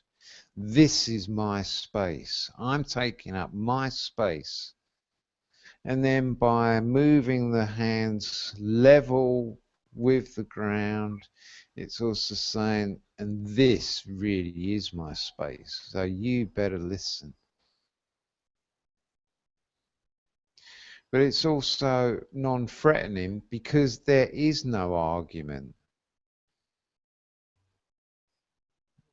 And when it's used, there will be no conflict. It overcomes everything. So you only want to use it.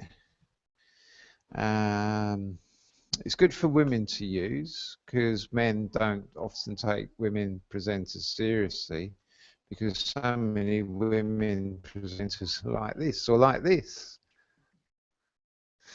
I need to talk with my hands, and they do that then. So they aren't particularly listened to by their partners at home and things like that.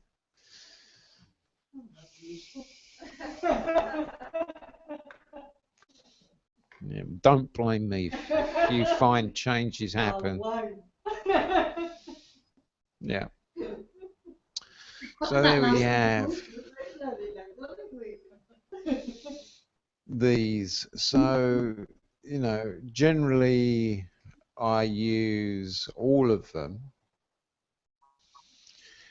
but it's like maybe in a day I use 3 of some of them, and then another day I use 3 of another.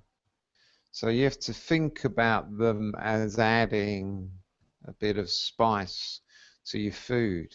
You know, too much and it's too spicy, not enough, and there's no flavour. So you just want just the right amount added in.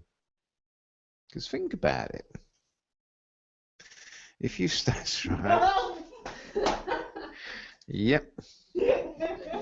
Yep. Got you. Yeah. I know, I'm always cool with that one.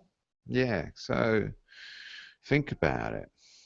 Just imagine that if you could then use these to control the state of your audience, you could have fun with that, couldn't you? Just imagine the impact that can have. And there's 1 or 2 ways you can do it. First way is to practice. Second is to just make sure you use them. And the third thing is enjoy using them and own your power.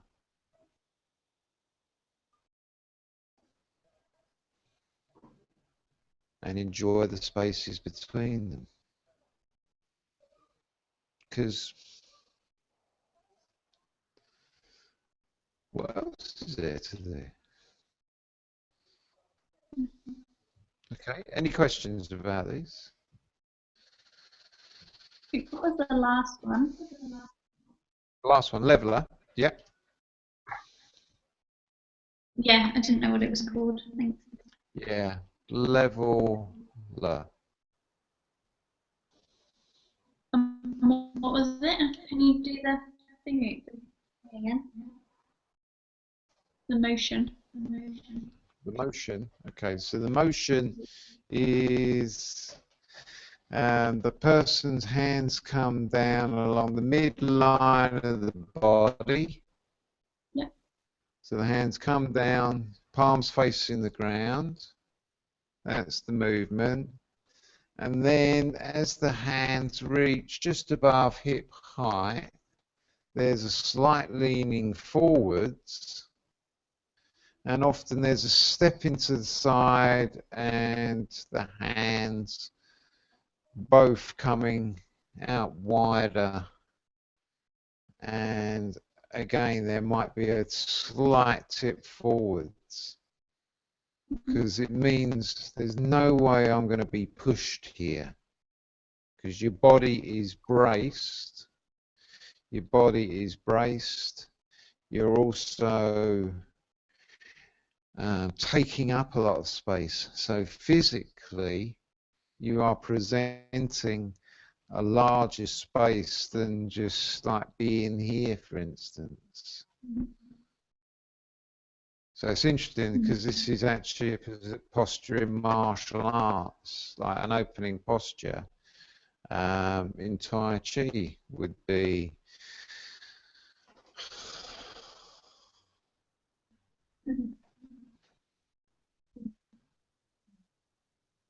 which is almost exactly the same.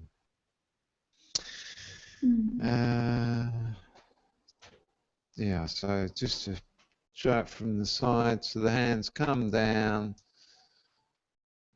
and then there's a slight tilt forwards, and then maybe a little bit more. But it can be done quite quickly.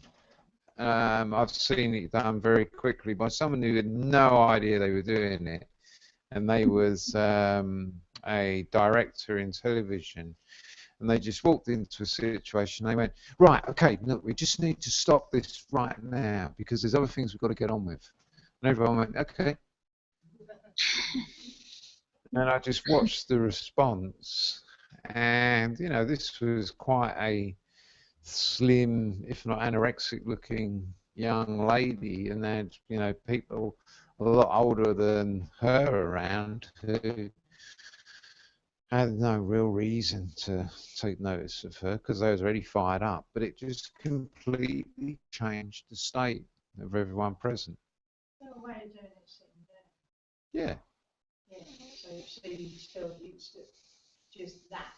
Yeah, yeah. It won't be as powerful. Yeah, but I was thinking but if you're in a group meeting where somebody's sort of like really dominating. Yeah, you will see people do it sitting down. And mostly, like if there's a table there, I guess the closest I can get to is with a chair. So if someone's sitting, they'll say, well, the thing is, we need to get to a point, and they might either just have their fingertips touch the table. Often it's not the whole palm, but they might put their hands on the table and actually sweep out as well.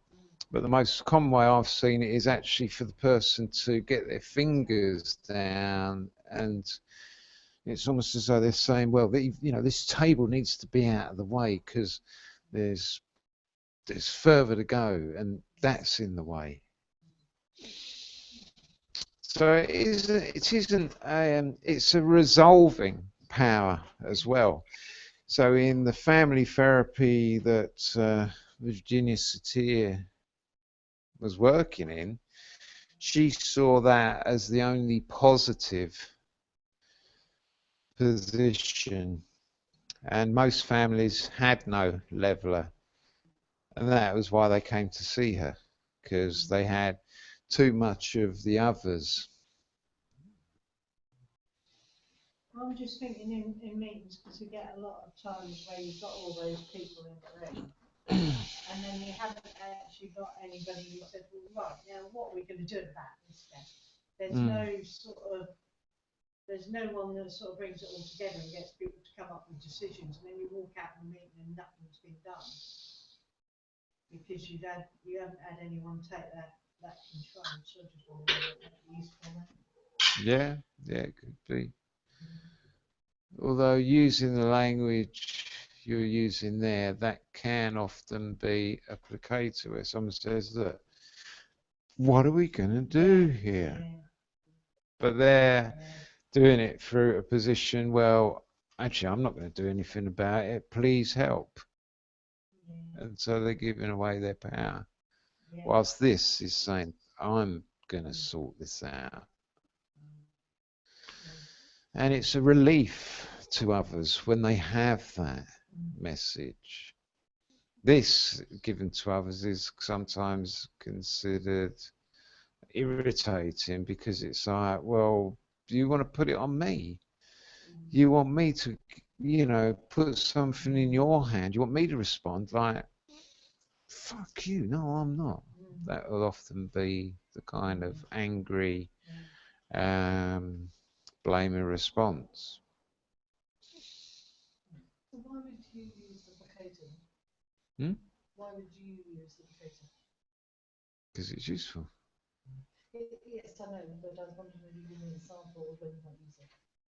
It's not my fault that they put it there as a category.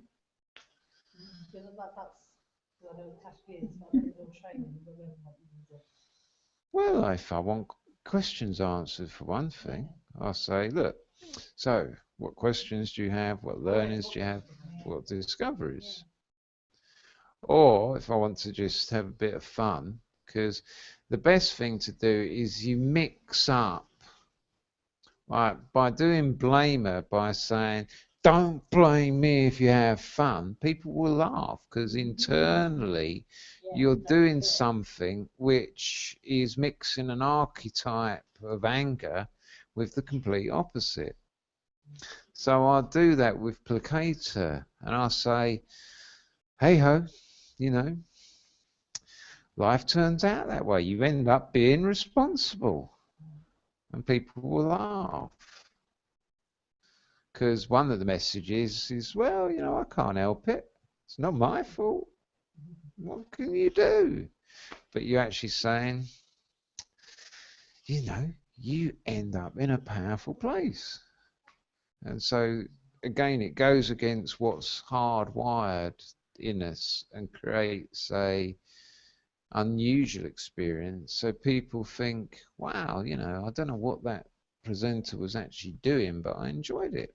It was entertaining, and yeah.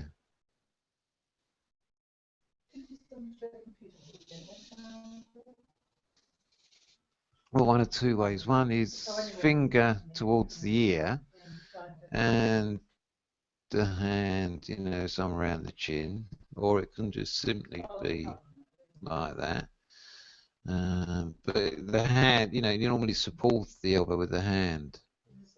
Yeah. Because otherwise it looks like someone's superglued your chin to your hand, like some professional photographers suggest this is a picture, and I always go to them, fuck off, who do you think I am? That's not a natural posture. Who do you ever see walking around like doing that? Why do you want me to pay you to make me look like a twat? So if you're going to do that posture, make sure you've got the hand under the elbow. Because, yeah.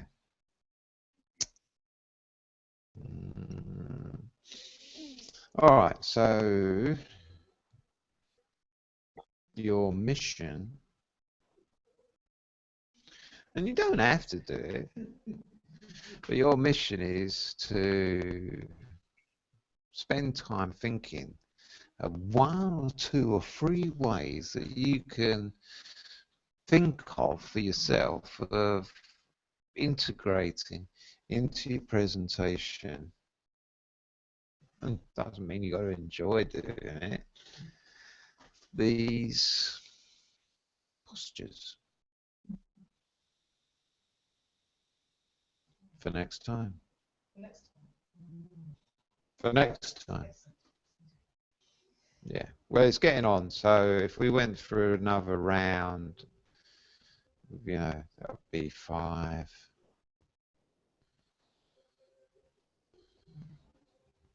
So what's happening next time? Are we doing our actual presentations? You'll be doing these presentations that I've just given you, and you'll be doing your modelling project. Modern bullets happens next time. Yes. How is that being presented? Are we doing No. not doing this stuff? No. No, okay. No, you're just going to present a modelling project which you will tell me the strategy that someone runs.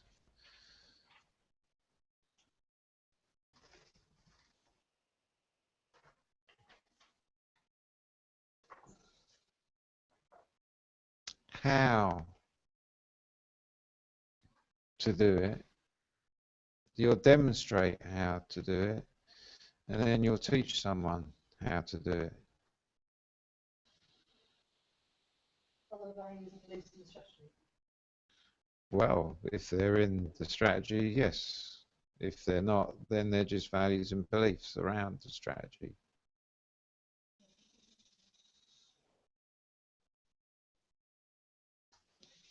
Because you want the strategy for the behavior.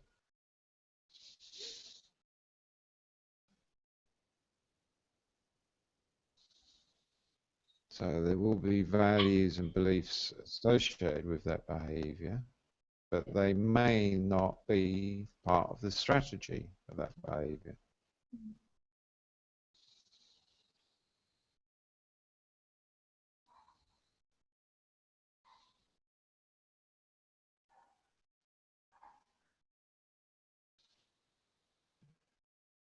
Because if you take a strategy of a expert golfer who visualizes golf holes the size of dustbins, you know, so instead of seeing a hole like that, he visualizes a hole this big.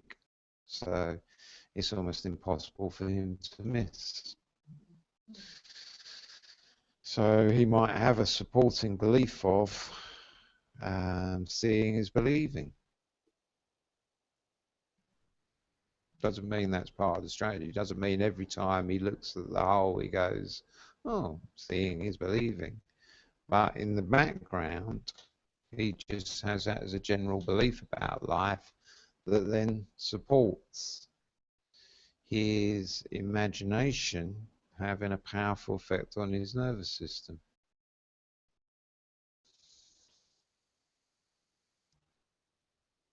Yeah? Yeah, and the other thing I'm struggling a little bit with, we tell the strategy and then we say how to do it, and just by telling somebody and demonstrate that they can then learn how to do it. No, you need to teach someone how to do. Yeah. So in demonstrating Yeah. the strategy, i.e. if it's hitting a golf ball in a hole, you're going to come here with golf clubs and a hole and knock a ball in that hole and then teach someone else how to do that. Yeah. So teaching somebody would be saying, oh, right, so you not quite right, stand up a little bit more, lean forward more than the teaching bit. Well, you wouldn't. So you would teach them what to do, Yeah. what not to do. That's the best way of teaching. Yeah. So yeah, that's fine. I'm sure it will help. Hmm? I'm sure it will help. Yeah. Good.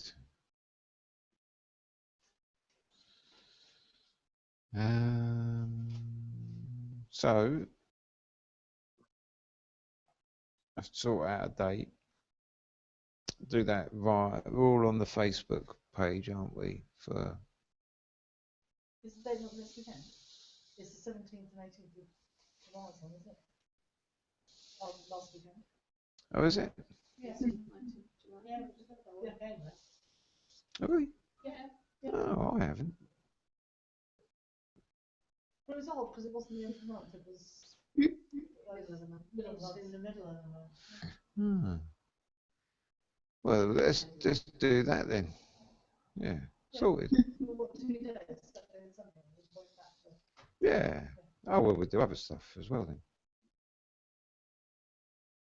Okay, do you want our stuff on the Saturday or Sunday or both? Yeah, Yeah. yeah, yeah. We'll have stuff on both days, and we'll have stuff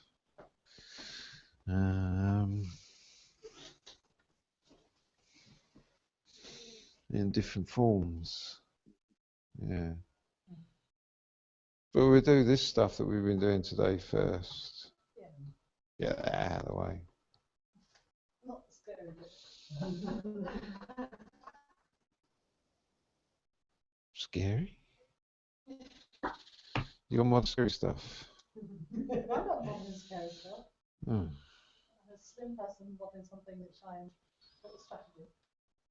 Hey? Yeah. For the beliefs. Beliefs. Beliefs, got the values, got the strategy.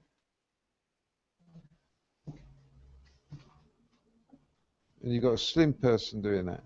Oh yes, yes, we've discovered it's my size that affects me from doing it as well as the person. That's okay, because one of my models will be slim. Okay. Good. All right. Yeah. Good. So see you It's the 17th, isn't it? July then. 18th. What? 2 weeks. I said July, not tomorrow. 2 weeks time. 2 weeks time. Yeah. See you then. Yeah. If it's booked in, it's booked in. 3 weeks.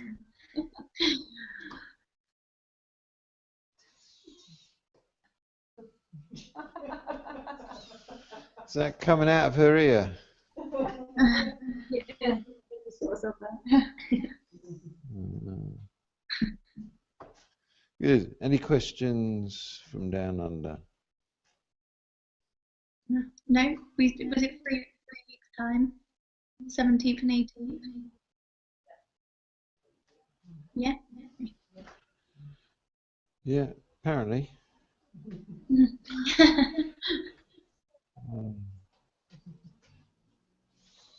Hmm. You do your strategy of confusion very well, by the way. I think I might bubble it. Good luck.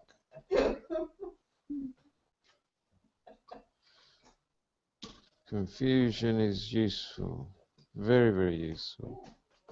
Because it creates possibilities. Yeah. And let's go of rigidity and habit. Creates trance. Opens up options for pickpocketing. Watch swiping. Things like that. Essential aspect of Tai Chi and stuff like that. Aikido. Bye. What's that one? Okay. We watched some. Big pun. We watched some of that on YouTube. And had a Some go. what? That Aikido. Yogi Bear. You watched what? That Aikido. Yeah? Who was doing it?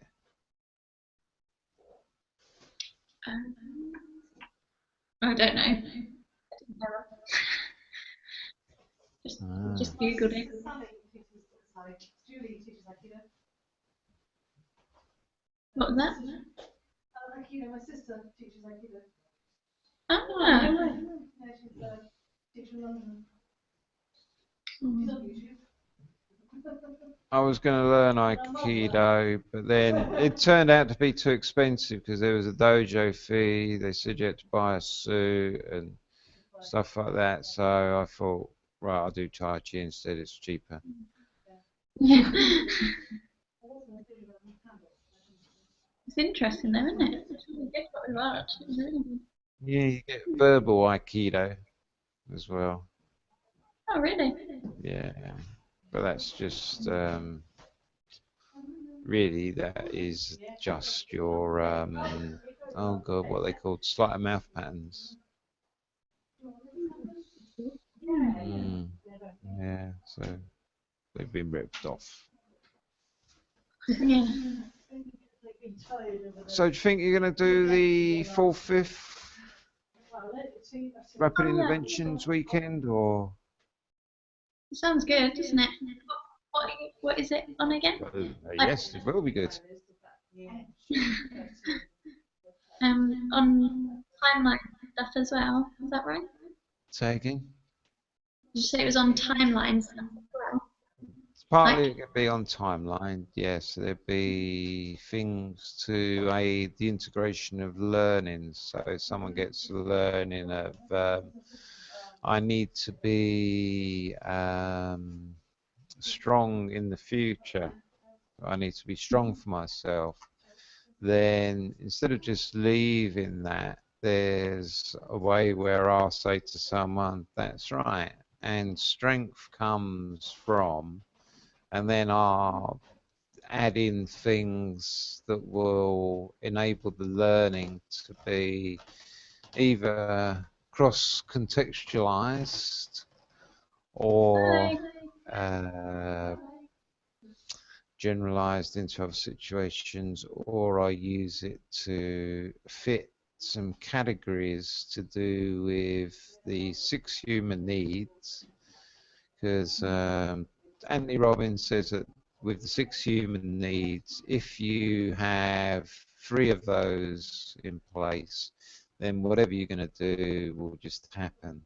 So then align that person talking about strength with 2 at least, or 3 of the human needs. So then there's more chance of that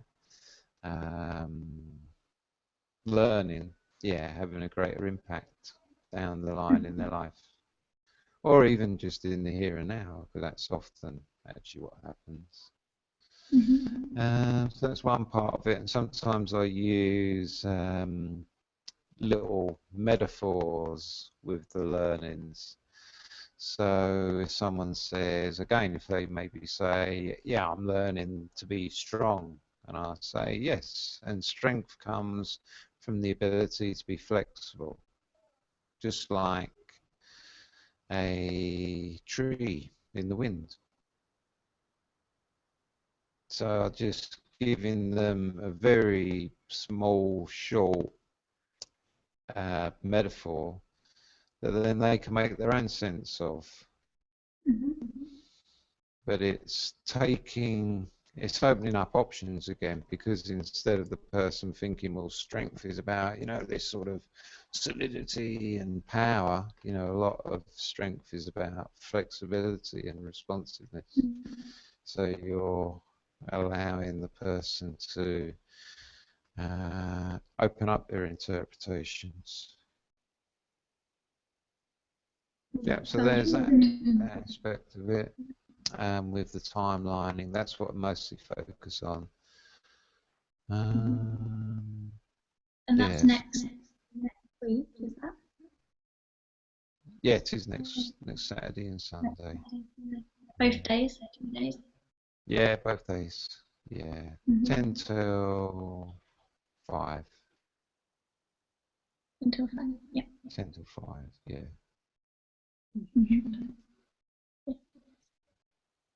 That sounds good. Yeah.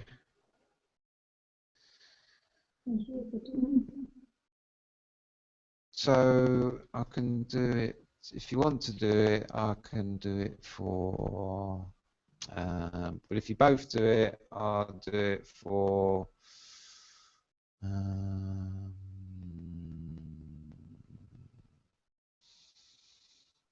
200 each.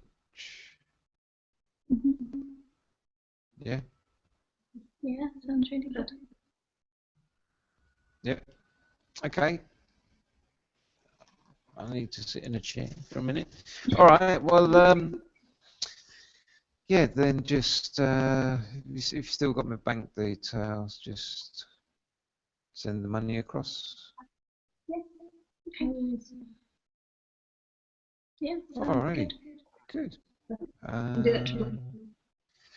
And I guess you could always ask your mum, see if she wants to do it. I did mean to actually contact her, but I've been a bit unmotivated, I must admit, with contacting people. So yeah, just not done it. She's coming back soon. I don't know. She's Really? 7th or 8th of July. 7th or 8th of July. Oh. Yeah. So I'm sure she'll probably contact you anyway. Have a catch up. They'll be back for about a month, I think. Yeah. They say a month, it'll probably be 2. Well, I am doing a fast track, but she did that last time when she was back, so I don't think she'd probably want to do one of them again. I don't think I've got any other masterclasses because I'm going on holiday in August. Very nice. Where are you going? Oh, Poland. Do a detox. Although I don't know what I'm detoxing from. So, yes, that'll be interesting. Because I'm not that, I don't believe in the detoxes that much because I believe we've got liver, kidneys and the lungs detoxing. We can't store vitamins in our body, so why would our body store stuff that it doesn't need rather than store stuff it does need? So yeah, I'm a bit, well, all right, we'll have a holiday and I'll drink juices. I can handle that. How long is it for? Just 7 days, so I won't starve during that time. I'll survive. Nice. Oh, that'll be But it's really in a nice. nice area. Yeah. Very nice. When would be your next trainers training? The next what? Sorry. Trainers training. Do you mean other than the one I'm gonna do?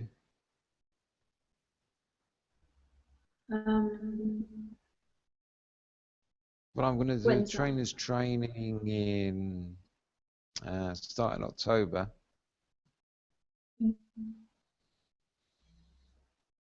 Is that a fast track? Will that be a fast track? Yeah. No, it'll be over 10 months. Because I need another trainer involved. I need to have a master trainer to actually do the evaluation and certification, because I can provide the training, but then I need someone who's outside of my school of NLP to come in and do the evaluation, and they do need to be a master trainer. When would be the next one after that? I don't know. I don't know whether I'll do one every year. I don't really know because this is the first one I've run myself. I've been involved in running others, but yeah, I'm just going to give it a go and see what happens and see whether I do actually enjoy it and yeah, things like that. So How I do you? might not run another one. I don't know. Yeah. Okay. Hmm. But to run it as a fast track, it would be a lot of days, really. I think it'd probably be around 20 days, 21 days. Pretty cool. Yeah, well, I I think we did. need time to. Yeah, well, when I did mine, it was actually, I think it was 26 days Yeah. Wow. with a day off in the middle. Just one. Yeah, yeah, just one day off. That was it. Yeah, so it was all, it was 26 days consecutively. And it was one day off after, I think, after 21 days, we got a day off. So it actually wasn't in the middle. And hardly anyone really took a day off because they was all so scared about doing the final exams and evaluations. So, yeah. But some people did go to Disneyland and things like that. Where were you? That was in LA. Oh wow. Yeah. I just took a day off and sat around the swimming pool, as far as I can remember. When was that? When? When? 1999. Was it? Yeah. I was 9. Oh. Oh. Wow. Yeah, 15 years ago. Remember it well. Remember it well actually doing this stuff that we've been doing over this weekend because, this is similar to what we would do every day. But then we would start at 1 and we would study until 8 o'clock every night. But that's what the trainer liked because he didn't like getting up in the morning and yeah, anyway, that was Tad Jones, just all his way, which was fair enough, and it was quite nice to some extent. The only thing was fitting dinner in, because it meant eating quite late at night, and that would get difficult to find anywhere that time of night. Mm. That was really good today, wasn't it? Presenting stuff. Yeah. Yeah, really good. Just starting doing our presenting, so it's good. Yeah, it was interesting to see how quickly people took on the feedback. That was really good.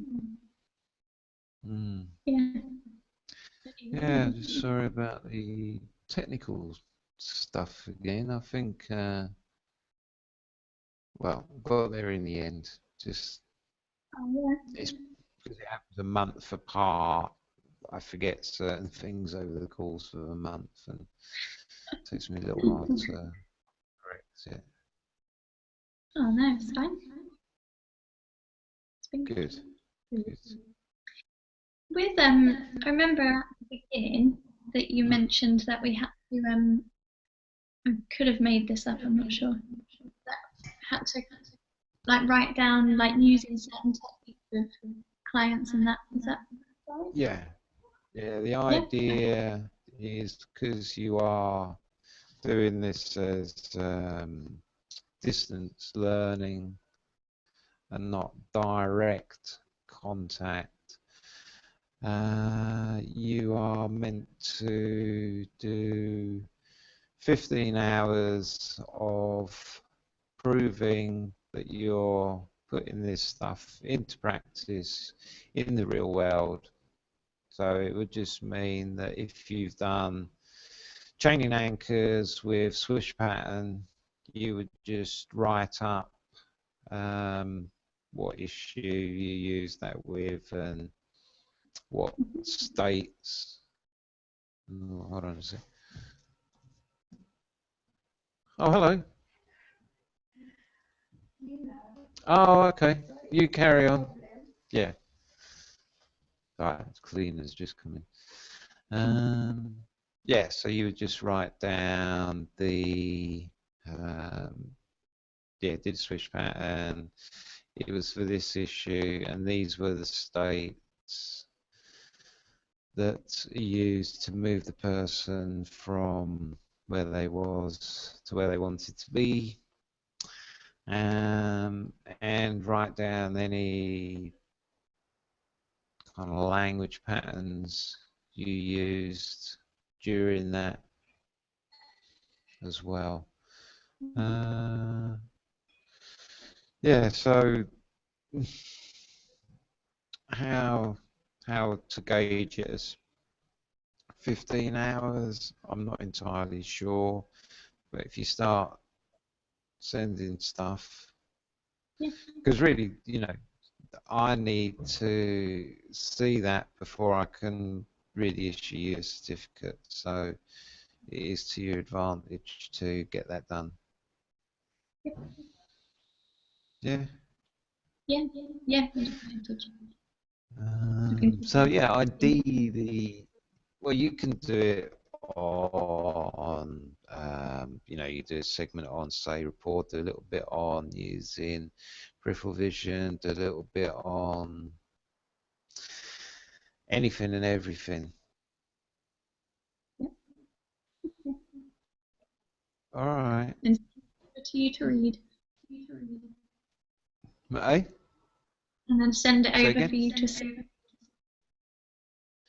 Yeah, well, the idea, I believe, is that I'm then meant to, on webcam, talk through that with you. Yeah. So it isn't just a question of marking a paper, but you send me the stuff and then I talk it through with you. Yeah. Yeah. That's good. That's perfect. Yeah. So yeah, I'll do my best to make it as painless as possible. Okay. That sounds good. Good. Okie dokie. I Go better to get bed. going. Yeah. Yeah, you get to bed. You've been yawning away. Sorry. That's all right. It's no problem. All right. Take care, and I'll see you next. We'll see you Saturday. Yeah. Great. Okay. Have a lovely week. Thanks, Rick. Yeah. You too. Take care. Bye, Vicky. Bye See you now. later. Bye. Bye.